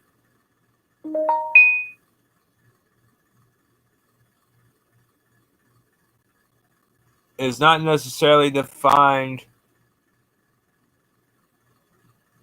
within the context of royal nobility, but rather refers to the monarch butterfly. When a person is undergoing trauma induced by electroshock, a feeling of lightheadedness is evident is evidenced as if one is floating or fluttering like a butterfly. There is also a symbolic representation pertaining to the transformation of metamorphosis of this beautiful insect from a caterpillar into a cocoon, dormancy, inactivity, to a butterfly, new creation, which will return to its point of origins, such in the migratory pattern that makes this species unique. Occultic symbolism may give additional insight into the true meaning. Psyche is the word for both soul and butterfly.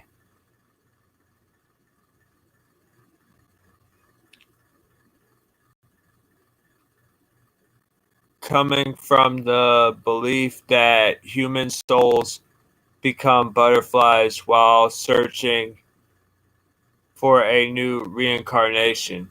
Some ancient mystical groups, such as Gnostics, saw the butterfly as a symbol of corrupt flesh, the angel of death.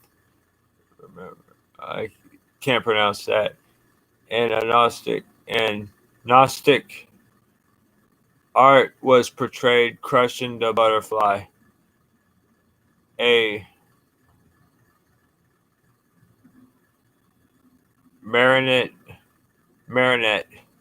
is a puppet that is attached to strings and is controlled by the puppet master. Hence, monarch programming is also referred to as marionette syndrome. Imperial conditioning is another term used, while some mental health therapists know it as conditioned stimulus response sequences. Project Monarch could be best described as a form of structured dissonation and occultic intrigation in order to compartmentalize the mind into multiple personalities within a systematic framework. During this process, a satanic ritual, usually including cannibalistic mysticism, is performed with the purpose of attaching a particular demon or a group of demons to the corresponding altars.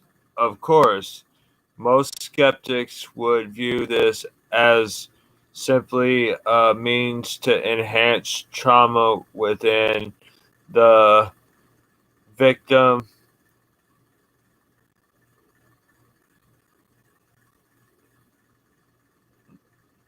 negating any rational belief that demonic possession actually occurred.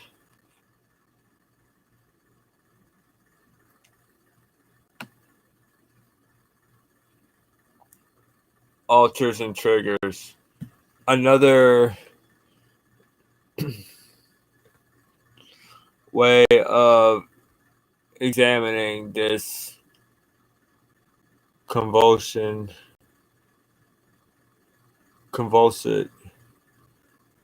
victimization of body and soul is by looking at it as a complex computer program. A file alter is created through trauma, repetition, and reinforcement in order to trigger the file. A specific access code or password, cue, or command is required.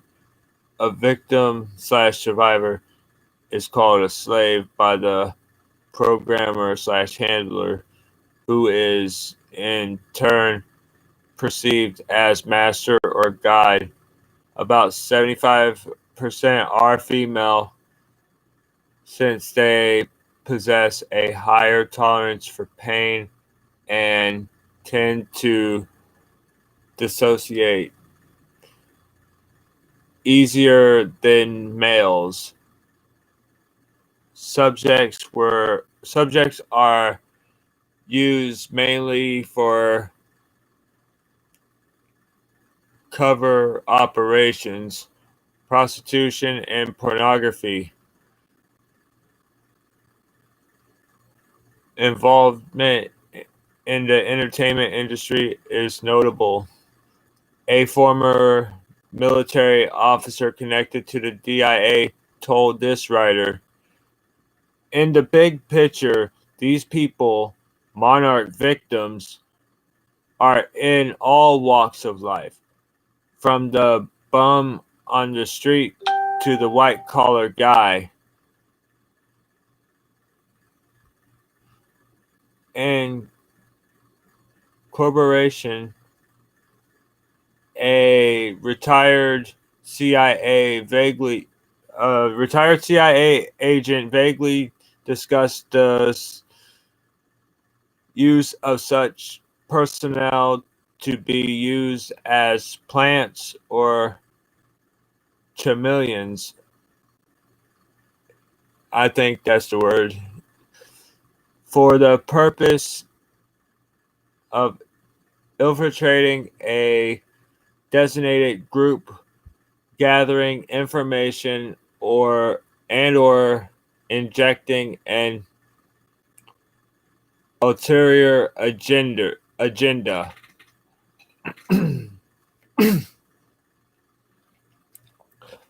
There are an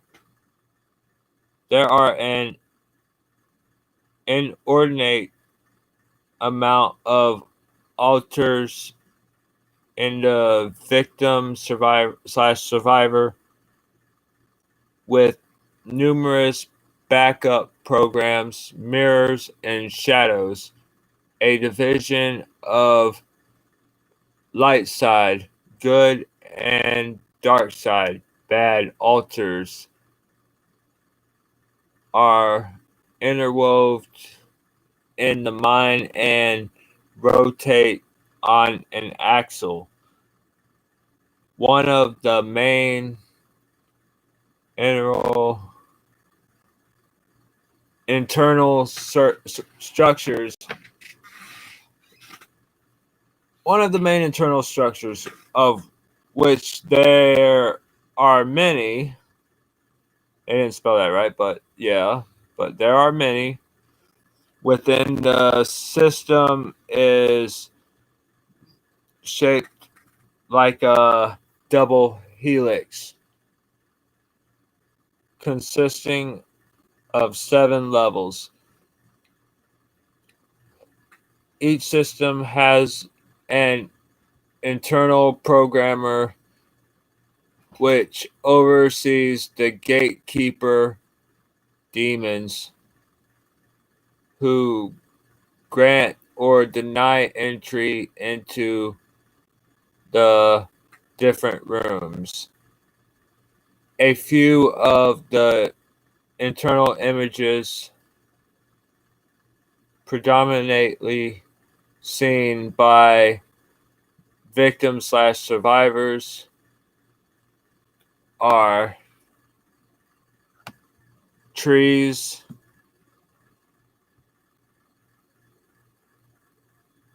cabal, the Kabbalists,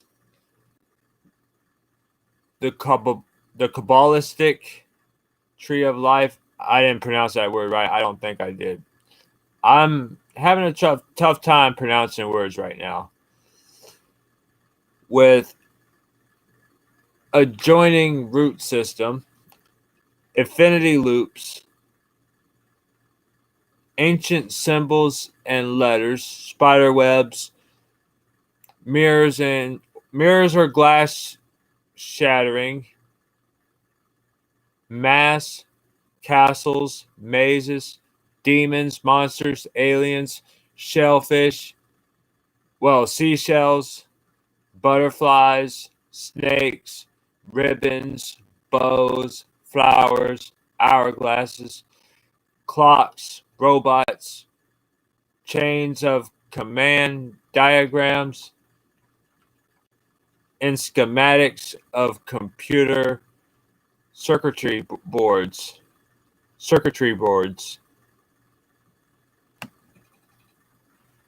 Bloodlines and twinning. A majority of the victims/survivors come from multi-generational satanic families, bloodlines, and are ostensibly programmed to fulfill their destiny as the chosen one or chosen generations, a term coined by I can't pronounce that.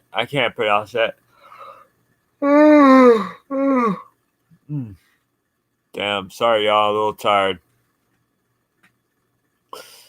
Some are adopted out of families of similar origins. Others used in this neurological nightmare are deemed as expendable ones, non-bloodliners.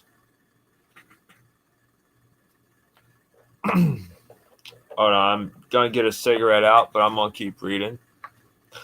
Usually coming from orphanages, foster care homes, or incestuous families with a long history of pedophilia. Oh my God. Thank God I'm gonna pull out a cigarette. I needed to.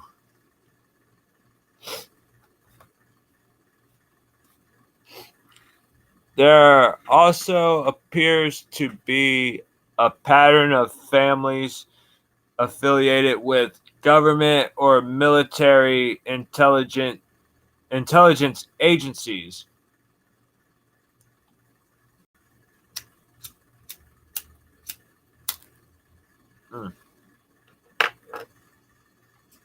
Sometimes that lighter don't light, but anyways.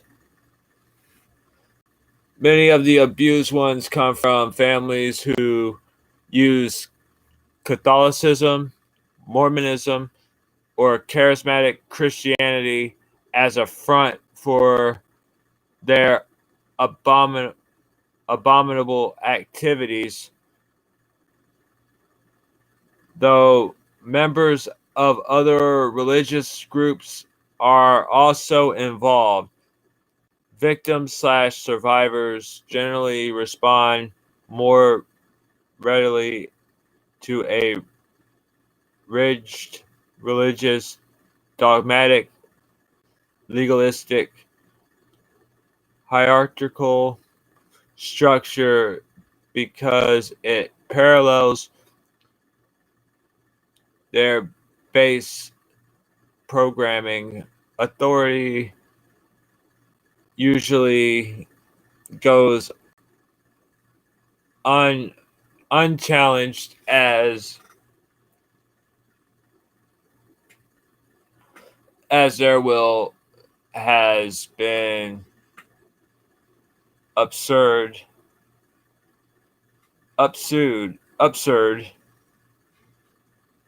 Took me a while to get that, but through subjective and command-oriented conditioning.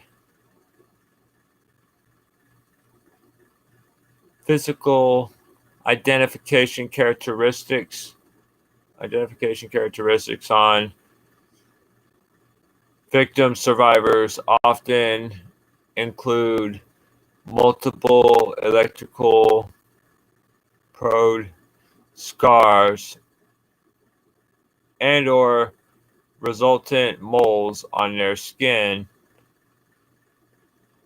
as and a few may have had various parts of their body mutilated by knives, branding irons, needles, butterfly, or occultic tattoos are common. Generally, bloodliners are less likely to have the substantial markings as their skin is to remain pure and unblemished.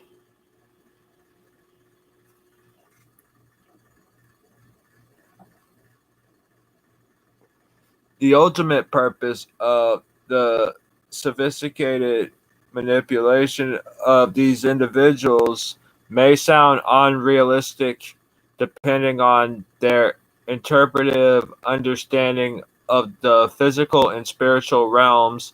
The deepest and darkest altars within bloodliners and purport to be dormant until the Antichrist is revealed. These New World Order altars supposedly contain callback orders and instructions to train and or initiate a large influx of people, possibly clones or soulless ones, thereby stimulating social control programs into the new millennium. Non-biological twinning is yet another bizarre feature observed within monarch programming. For instance, two young, non-related children could be ceremoniously initiated in a magical soul bonding ritual so they might be inseparable pairs for eternity. Possibly another, I can't pronounce that, connection. They essentially share two halves of the programmed information, making them interdependent upon each other.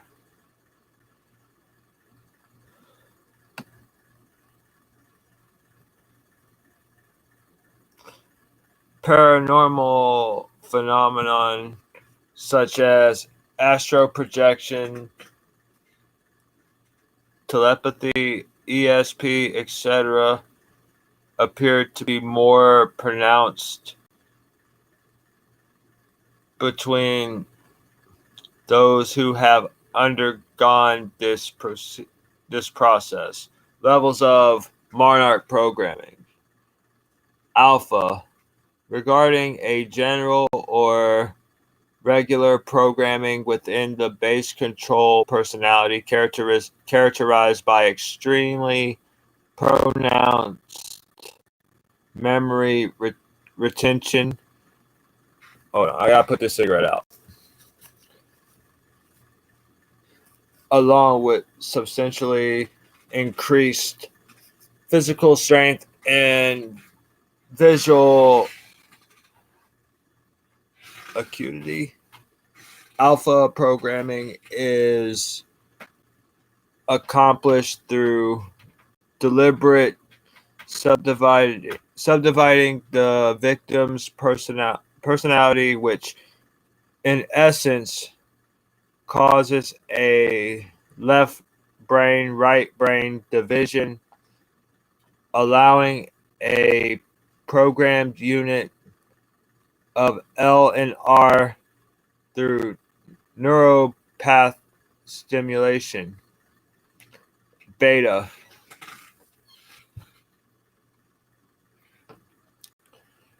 referred to as sexual programming. The programming eliminates all learning, moral convictions, and stimulants. The primitive sexual instinct, devoid of inhibited.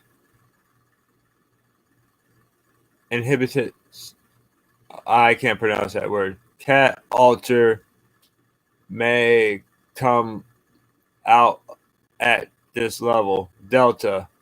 This is known as killer programming. Originally developed by special training, developed for training special officers, special agents, and elite soldiers, i.e. Delta Force, First Earth Battalion, Mossad, etc., and covert operations, optimal adrenal output, and controlled aggression is evident. Subjects are devoid of fear, very systematic in carrying out their assignment. Self-destruct or suicide instructions are laid in at this level. Thelta, I think that's pronounced Thelta, I believe. Considered the psychic program. No, I think it's a psychic programming. Bloodliners, those coming from multi-generational satanic families, were determined to exhibit a great propenity for having telepathic abilities than did non-bloodliners, due to its evident limitations. However, various forms of electronic mind control systems were developed and introduced, namely biomedical human telemetry devices, brain implants, directed energy lasers using microwaves, and or electromagnetics. It is reported these are used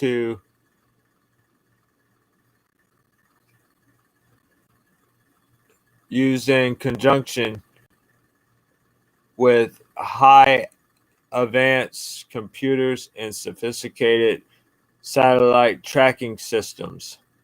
Omega, a self-destruct form of programming, also known as code green.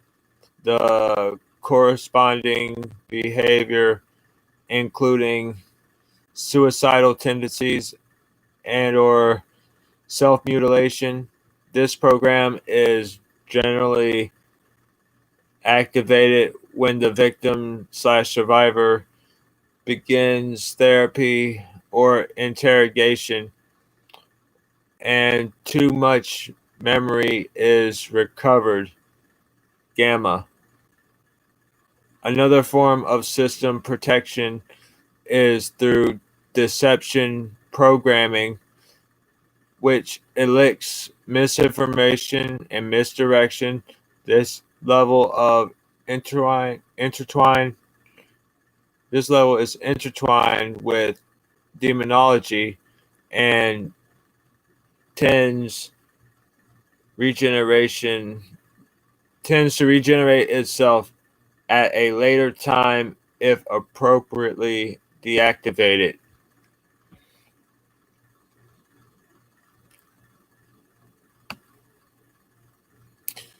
Method and components.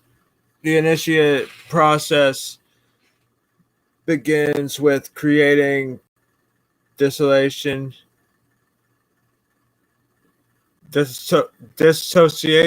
with the subject, usually occurring from the time of birth, about 6 years. This is primarily achieved through the use of electroshock, ECT, and is at time performed when the child is in the mother's womb. Due to the severe trauma induced through ECT, sexual abuse, and other methods, the mind splits off into alternate personalities from the core, formerly referred to as multiple personality disorder. It is presently recognized as dissociative identity disorder and is the basis of monarch programming. Further conditioning of the victim's mind is enhanced through hypnotism, double bind coercion, pleasure pain reversals, food, water, sleep, and sensory deprivation, along with various drugs with alter certain cerebral functions. The next stage is to embed and compress detailed commands and messages within the specific alter. This is achieved through the use of high-tech headsets in conjunction with computer driven generators, which emits inaudible sound waves and or harmonics that affect the RNA covering of neural pathways to the subconscious and unconscious mind. Virtual reality. Optical devices are sometimes used simultaneously with the harmonic generators projecting the pulsating colored lights, subliminal and split screen visual, high voltage electroshock is then used for memory dissolution.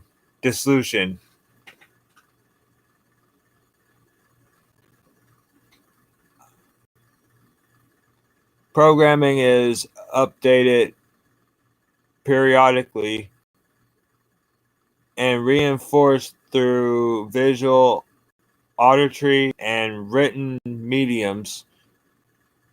Some of the programming themes, including The Wizard of Oz and Alice in Wonderland, both highly saturated with occult symbolism.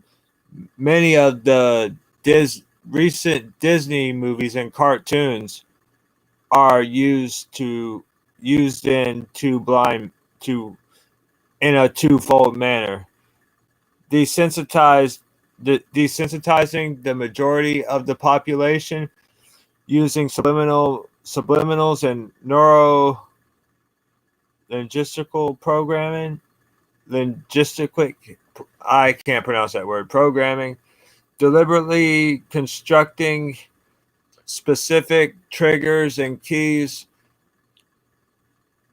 for base programming and of highly impressionable monarch children. Oh, wow. That is a lot to read. Let me go over here right quick and check. Never mind. Nobody's wanting to join. Nobody's checking me out. But I'm going to keep going. The prime example of how subliminal programming works is by looking at the recent Disney cinematic sensation Pocahontas, curiously billed as their 33rd high degree of Scottish Rite Freemasonry animated film. In this movie, Grandmother Willow is a mystic 400-year-old tree with who counsels the motherless Pocahontas to listen to her heart and help her realize all the answers lie within. Grandmother Willow is constantly talking in double speak, and uses reversals, i.e., sometimes the right path is not the easy one. It's not the easiest one. The esoteric derived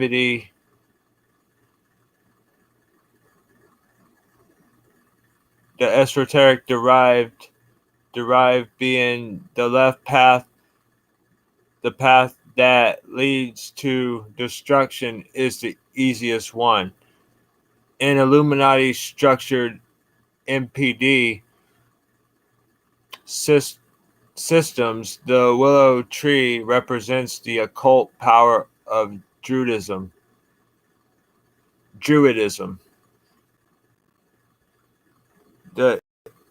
intrinsic imagery of the tree branches, leaves, leaves and root systems are very significant, and some of the dark spiritual proper ties associated with the willow tree programming are: one, the branches are used to whip victims in rituals for cleansing purposes. Two, a willow tree can endure several weather disturbance, i.e., storms, and is known for its pliability and flexibility. Victims/survivors of this programming describe the willow branches wrapping around them with no hope of escape. 3. The deep root system of the willow tree makes the victim/survivor feel as if they were falling deeper and deeper into an abyss while in a hypnotic state, a hypnotic trance. Let me continue. That's a lot to read. Music plays an instrumental role in programming through combinations of variable tones, rhythms, and words. Frightmeister, Stephen King's numerous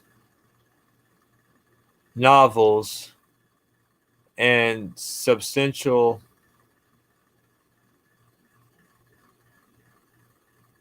movies are purported by credible sources to be used for such villainous purposes. One of his latest books, Insomnia, features a picture of King with a trigger phrase, "We may never sleep," indicative of someone with MPD/DID below an all-seeing eye. A partial list of other mediums used to reinforce this base programming: Pocahontas, Sleeping Beauty, Snow White, Beauty and the Beast, Aladdin, The Little Mermaid, The Lion King, E.T., Star Wars, Ghostbusters, Trancers, Batman, oh man, shit, Bewitched, Fantasy Island, Reboot, Tiny Toons, DuckTales, The Dead Sea Scrolls, and the Tall Book of Make Believe. Oh, wow. A few movies are depicted or portray some aspects of Monarch programming are Hellraiser 3, Raising Cain, Labyrinth, Telephone, I think. Johnny, I can't pronounce that. It's in the Point of No Return, The Lawnmower Man, and Closet Land. Programmers and places. It's difficult to figure out who the original programmer of this satanic project was due to the substantial amount of disinformation and cross contamination propagated by the powers that be.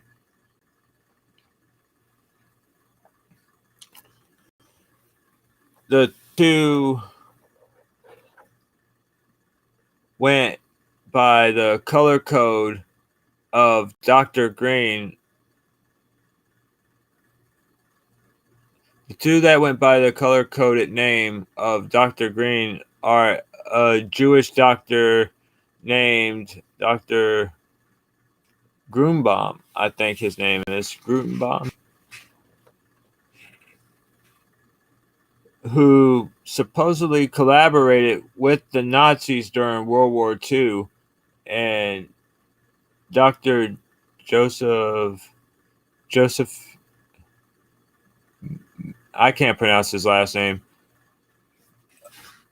whose trademark of cold-blooded and calculating brutality has not only scarred the souls of survivors from Auschwitz, I believe,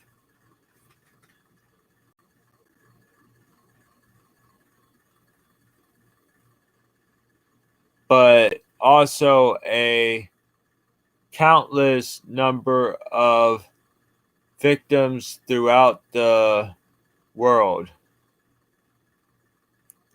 Direct involvement at the infamous Auschwitz concentration camp was suspiciously downplayed during the something trials, and consequently no intensified efforts by the U.S.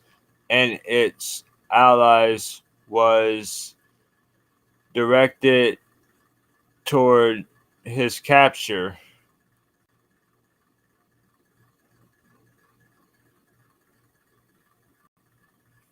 Hold on, I gotta drink some water. I'm gonna continue reading, but hold on, I gotta drink some water, y'all. And I gotta put my fucking Chromebook on the charger too.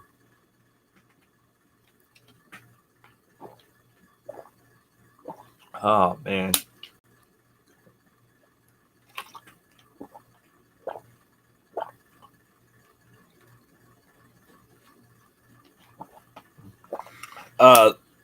Let me get my charger and I'll continue where I left off. Oh man.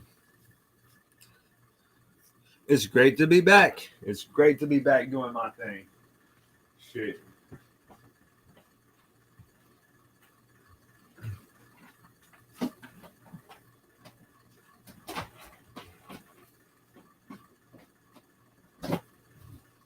I don't know how long I'm gonna be on here, so I need to go ahead and do this live stream while I still can.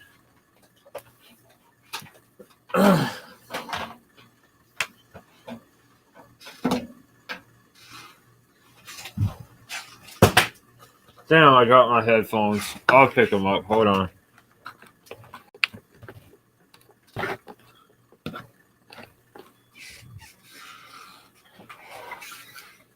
Alright, I'm back, y'all.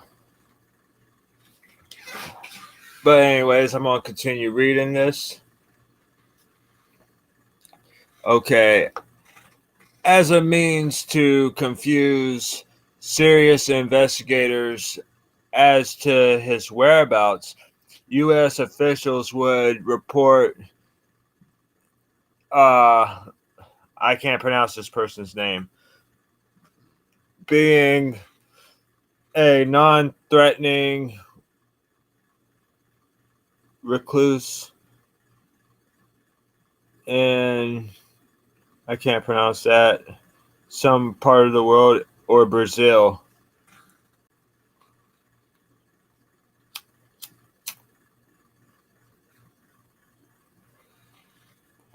Or that he was simply dead. The angel of death miraculously have come back to life at least 5 different times. His unprecedented research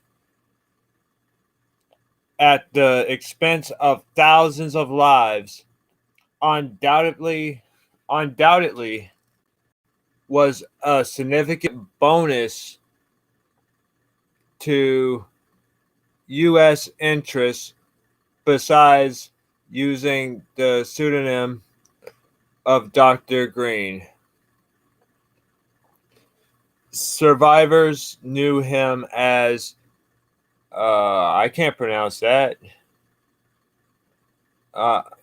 David and Fairchild, a gracefully handsome man of slight stature, would disarm people with his, talking about that one person, I can't pronounce his name, would disarm people with his gentle demeanor, while at other times he would explode in violent rages.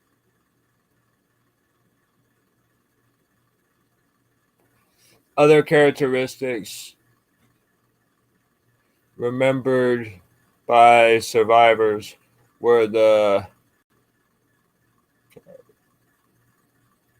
cadence of his shiny black boots as he paced back and forth, and his I love you not Daisy games.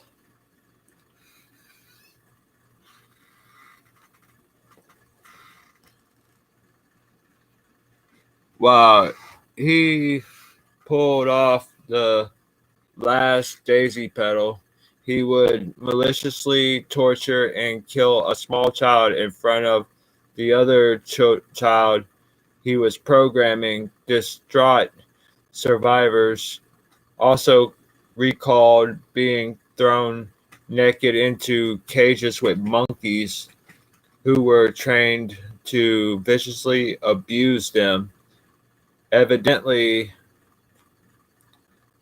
enjoyed reducing people to the level of animals. He also would purposely restrain his victims from crying, screaming, or showing any excessive emotion. Dr. D. Ewan Cameron, also known as Dr. White, was the former head of the Canadian American and World Psychiatric Associations. Okay.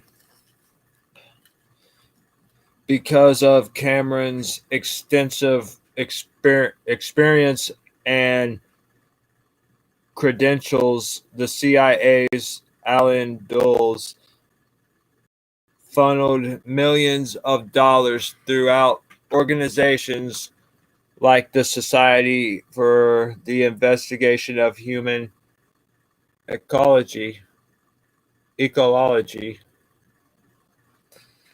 which Cameron ruthlessly presided over. Experimentations were conducted in several locations of Montreal, mostly in McGill University, St. Mary's Hospital, and Allen Memorial Institute. Besides the conventional methods of psychiatric tyranny, such as electroshock drug injections and lobotomies, Cameron conceived the technique of psychic driving, wherein unsuspecting patients were kept in a drug-induced coma for several weeks and administered a regimen of electroshocks with electronic helmets, and electronic helmets were strapped to their heads, and repetitive auditory messages were transmitted at variable speeds. Many of these exploited were abused children, which have been run through the Roman Catholic orphanage system. Not surprisingly, Dr. Cameron, has been conveniently left out of most psychiatric journals. This may have been, in fact, largely due to Project MKUltra being publicly exposed in 1970 through lawsuits filed by Canadian survivors and their families. The CIA and Canadian government settled out of court so as not to be required to officially admit any wrongdoing. A former U.S. Army Lieutenant Colonel in the DIA Psychological Warfare Division, Michael Acunio, I think his name is the latest in a line of alleged government-sponsored sadists. I can't pronounce his name. An eccentric genius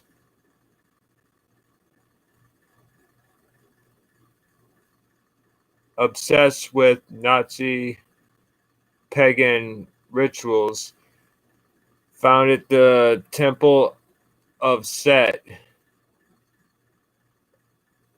an offshoot of Anton LaVey's Church of Satan, was connected to Army base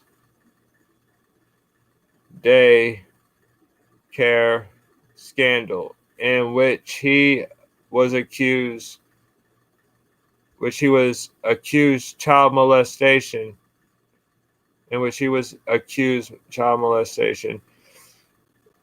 Much to the dismay of the young victim's parents, all charges were dismissed. Codename Malcolm, I can't pronounce his name, was reported to have developed training tapes on how to create a monarch slave,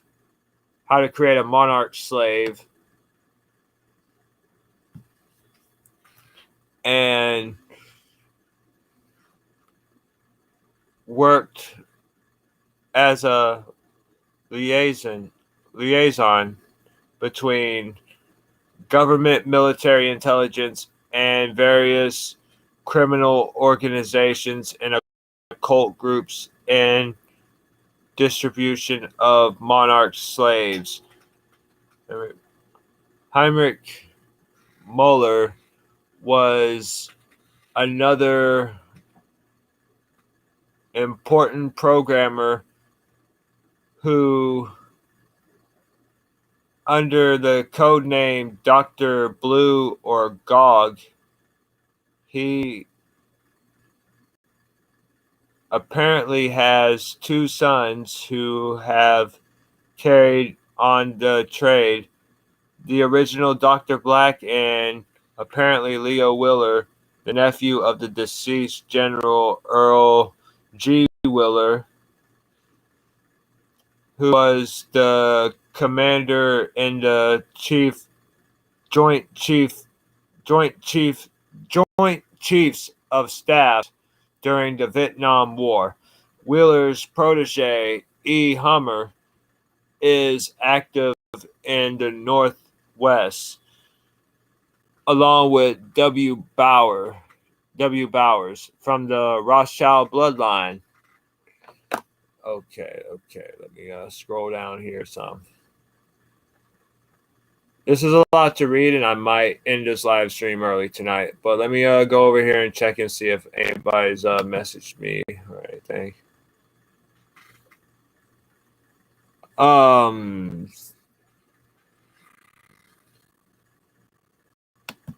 Nobody important. Other alleged master manipulators, mind manipulators, past and present, are Dr. Sidney, I can't pronounce that name, Lieutenant Colonel John Alexander, Richard Dabney Anderson, Dr. James Monroe, Dr. John Lilly, Lieutenant Commander Thomas, I can't pronounce his last name, Dr. William Jennings Bryan, Dr. Bernhard L. Diamond, Dr. Martin T. I can't pronounce his name. Can't pronounce that name. Dr. Louis J. West, Dr. Robert J. Lifton, Dr. Harris Isbell, and Colonel Wilson Green. In order to keep MK Ultra from being easily detected, the CIA segmented its sub-projects into specialized fields of research and development at universities, prisons, private laboratories, and hospitals. Of course, they were rewarded generously with government grants and miscellaneous funding. The names and locations of some of the major institutions involved in Project Monarch programming experimentation were/are Cornell, Duke, Princeton, UCLA, University of Rochester, MIT, Georgia University Hospital, can't pronounce that, Medical Center, St. Elizabeth's Hospital, Washington, D.C., Bell Laboratories, Stanford Research Institute, Westinghouse, Friendship Laboratories, General Electric, ARCO, Mankind Research Unlimited. It just gives you a long list of, but I'm just going to keep going through this. Notable names. One of the first documented cases of Monarch secret agent was that of the 1940s model Candy Jones. The book, The Control of Candy Jones, Playboy Press. She portrayed her 12 years of intrigue and suspense as a spy for the CIA. Jones, whose birth name is Jessica Wilcock, apparently fit the physiological profile as to be one of the initial experiments or human guinea pigs under the government's scientific program, MK Ultra.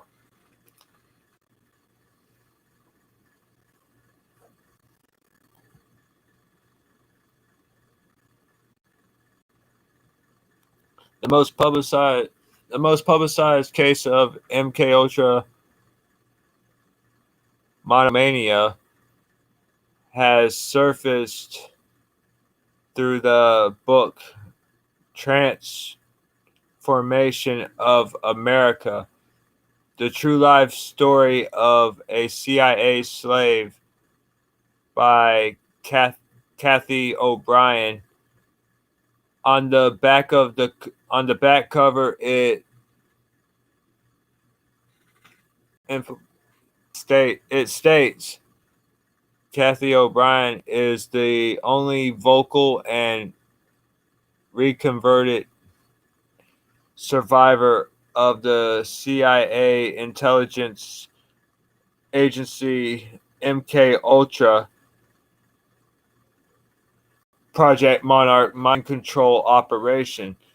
The documented autobiography contains compelling accounts of O'Brien's life of unrelenting incest and eventual introduction of Project Monarch by her perverted father, along with co-author Mark Phillips, her rescuer and deprogrammer. Kathy covers an almost unbelievable array of conspiratorial crime, forced prostitution, white slavery, with those in the upper, I can't pronounce that, of world of politics, covert assignments, and a drug mule and courier,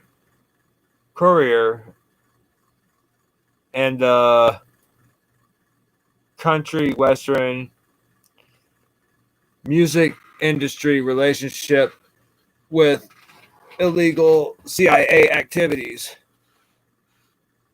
Paul Boncini,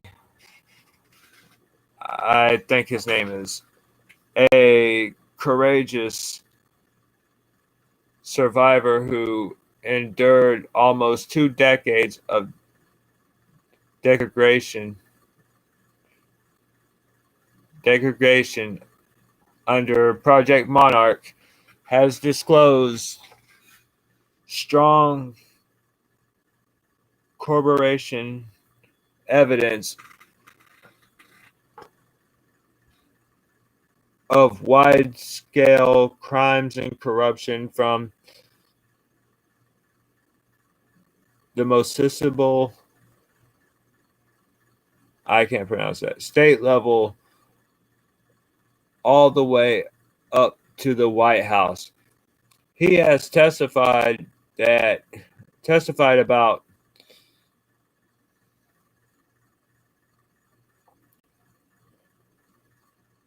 sexual abuse males selected from Boys Town, Nebraska, and taken to nearby something OFB. Where he says they were subjected to intense Monarch programming directed mainly by Commander Bill Clemens and Colonel Michael Aquino. Hold on, I gotta fire up this piece of blunt, man. After thoroughly tormenting the young boys into mindless oblivion,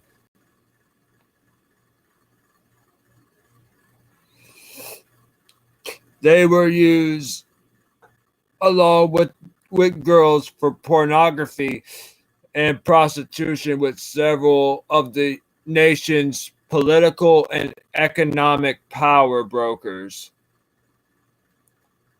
Bonecci, I think his name is Bonecci. Bonecci recalled being transported from the Air Force Base via cargo plane to McClellan AFB in California.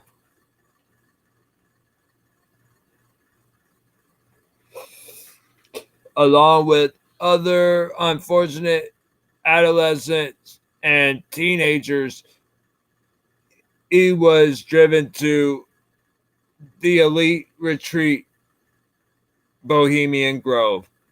The perpetrators took full advantage of these innocent victims, committing unthinkable perversions in order to satisfy their deviant lusts.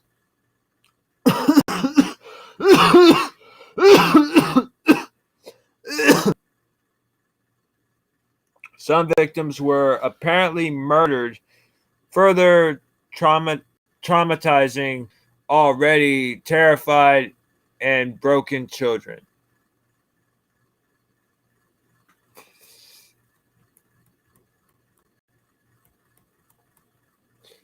An insatiable actress of marginal talent, now deceased, a morally corrupt TV evangelist and herald from former Green Beret officer and a popular country western singer, and a few others likely having succumbed to monarch madness.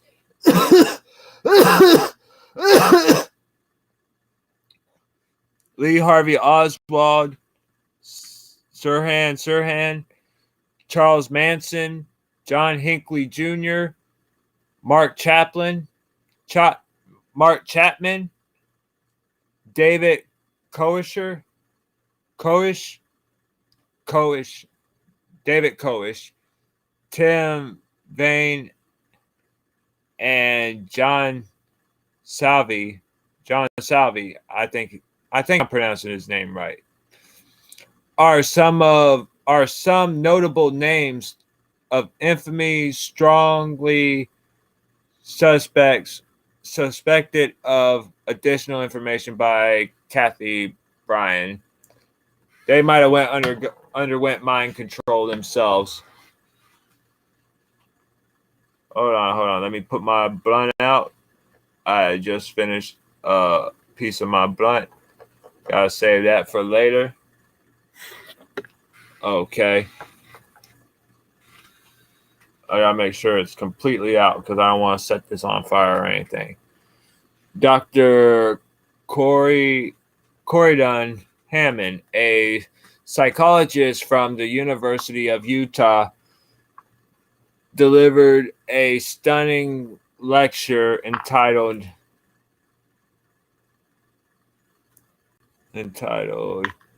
Hypnosis and MPD, Ritual Abuse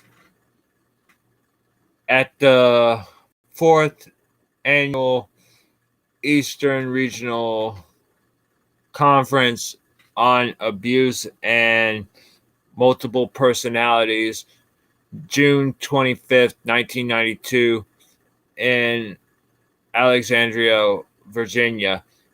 He essentially confirmed the suspicions of the alternative attentive crowd of mental health professionals, wherein a certain percentage of their clients had undergone mind control programming in an intensively systematic manner. Hammond alluded to the Nazi connection, military and CIA mind control research, Greek letter and color programming, and specifically mentioned the Monarch program in relation to a form of operative conditioning. Shortly after his groundbreaking speech, he received death threats. Not wanting to jeopardize the safety of his family, Dr. Hammond stopped disseminating any follow-up information. Mark Phillips, a former electronic subcontractor for the Department of Defense was priviv to some of the top secret mind control activities perpetrated by the U.S. government. His inquisitive demeanor,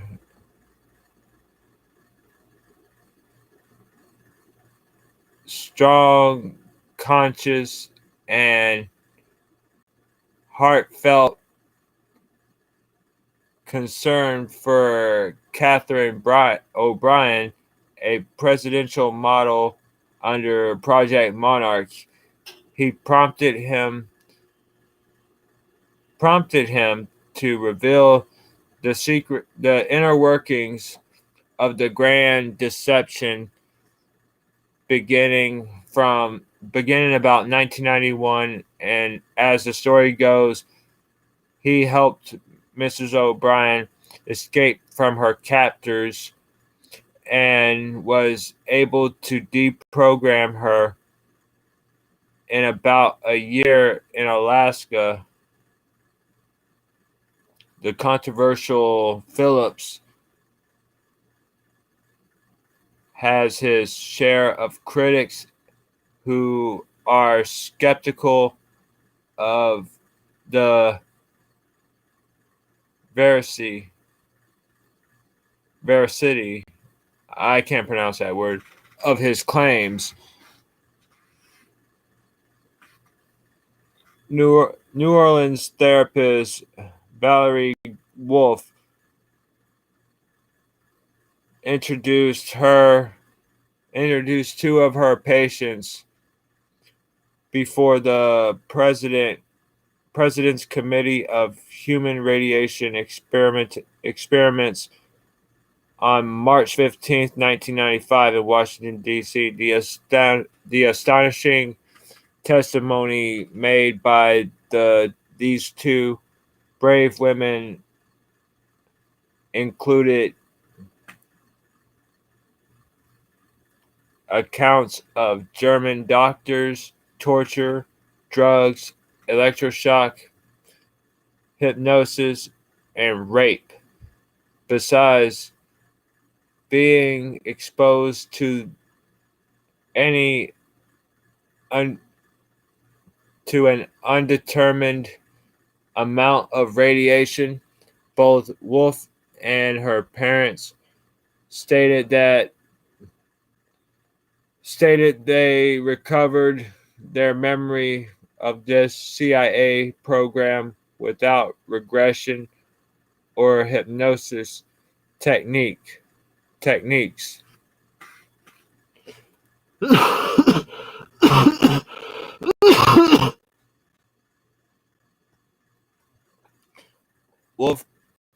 Wolf presently devotes much of her time presently devotes most of her time to counseling such survivors. A former labor attorney for Atlantic Richfield,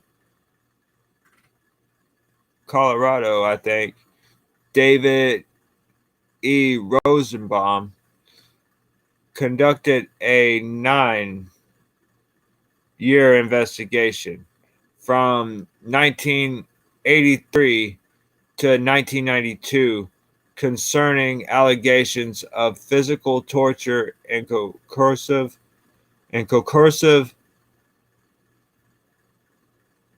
conditioning of numerous employees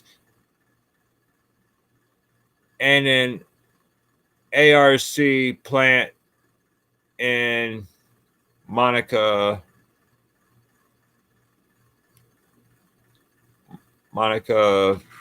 Pennsylvania.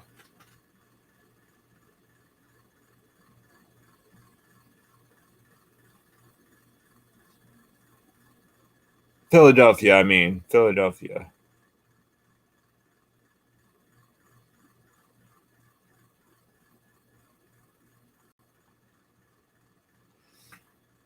His clients, Jerry L. Doty and Ann White, were victims of apparent radiation exposure.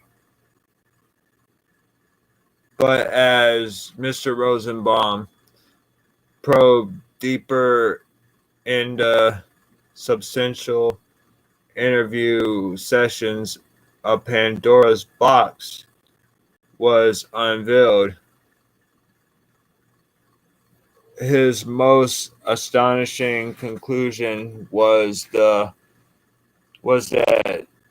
Jerry Doty and White were likely the offsprings of Adolf Hitler, based in part of the uncanny resemblance from photos. Facial features, bone structure, and size were taken into consideration. Rosenbaum also stated they both exhibit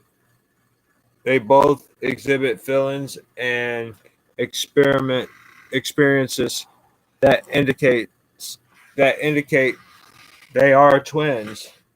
Doty and White were allegedly subjected to torture of many kinds while under drug-induced hypnosis.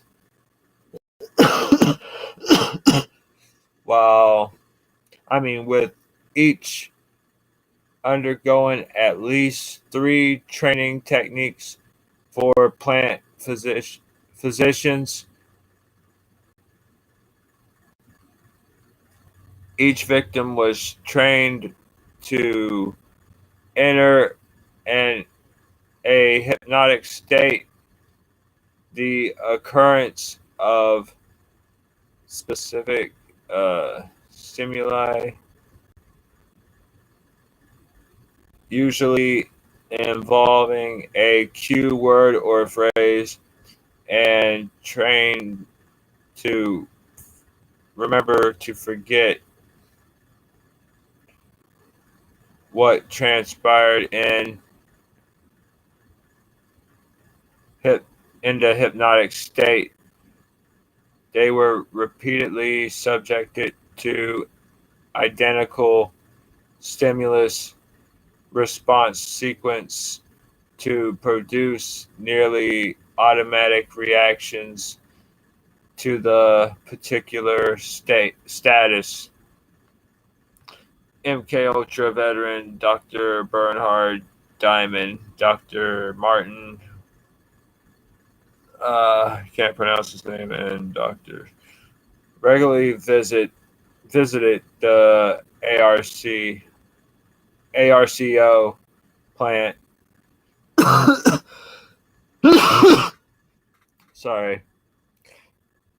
According to Rosenbaum, the special conditioning of Doty and White was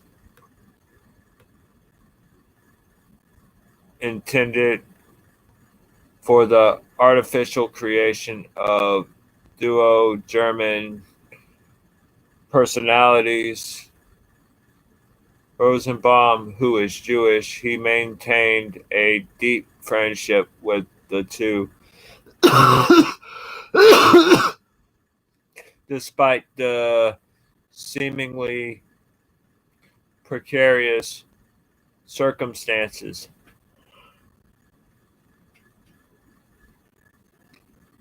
Other renowned therapists involved in the reprogramming of Cynthia Brightus, Pamela Monday, Steve, I can't pronounce his last name, Bennett Braun, Jerry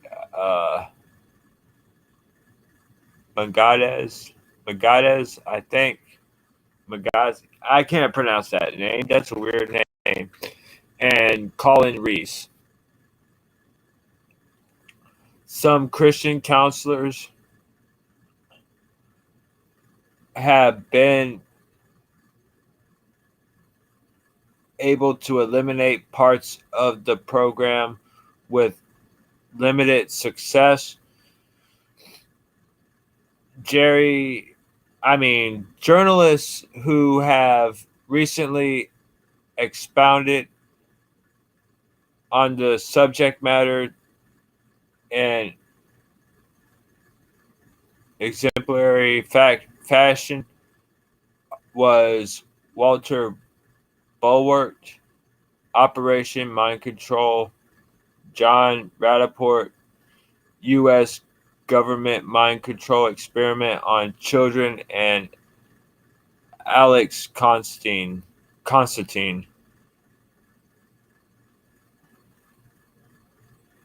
psychic dictator in the USA. That's a lot to read, but thank God.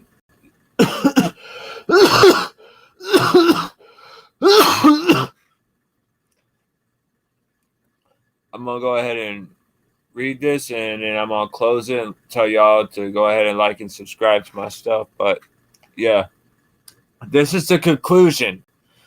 The most incriminating statements to date made by a government official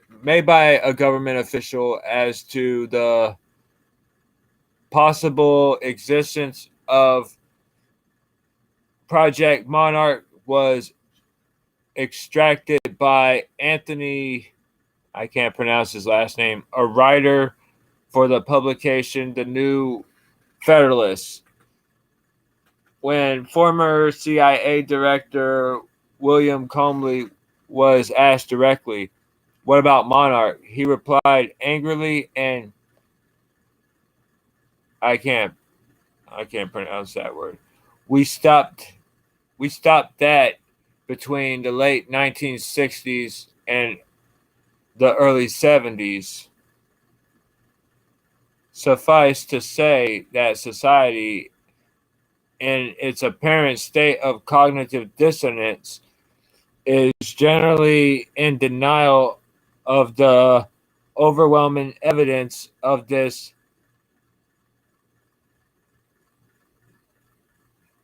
multifarious conspiracy.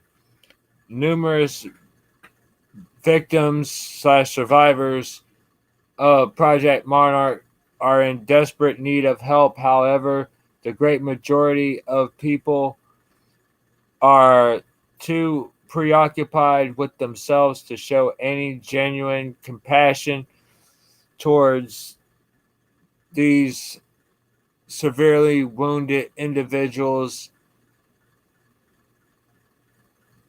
Epiphany should I can't pronounce that word, has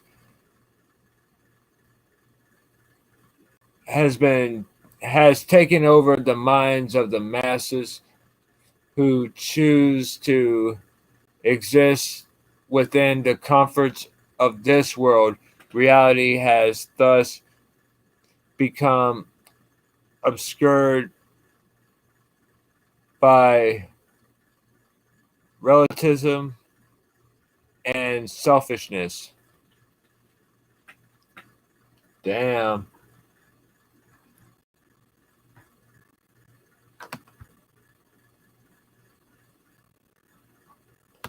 But yeah, that's pretty deep.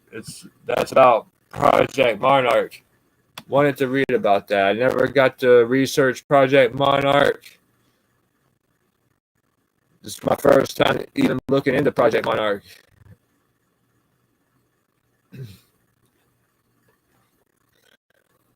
So anyways, I've been on here for like 3 hours. I'm going to go ahead and end the live stream and go ahead and say my piece and send a shout out to my boy Gematria's in the details. Shout out to my boy Wayne. Shout out to Jordan and Joey. Shout out to T. Shout out to pretty much.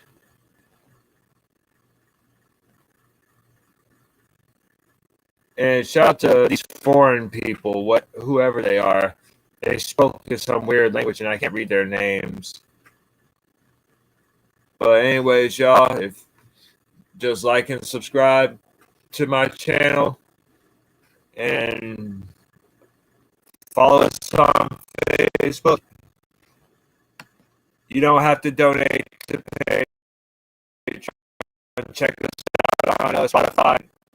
And we got merchandise to sell. I ordered my fur. So when it comes in, I'm gonna show y'all my shirt. But anyways, y'all, Truth Kliq Media out, y'all. I'm gonna close this. Truth Kliq Media out, y'all.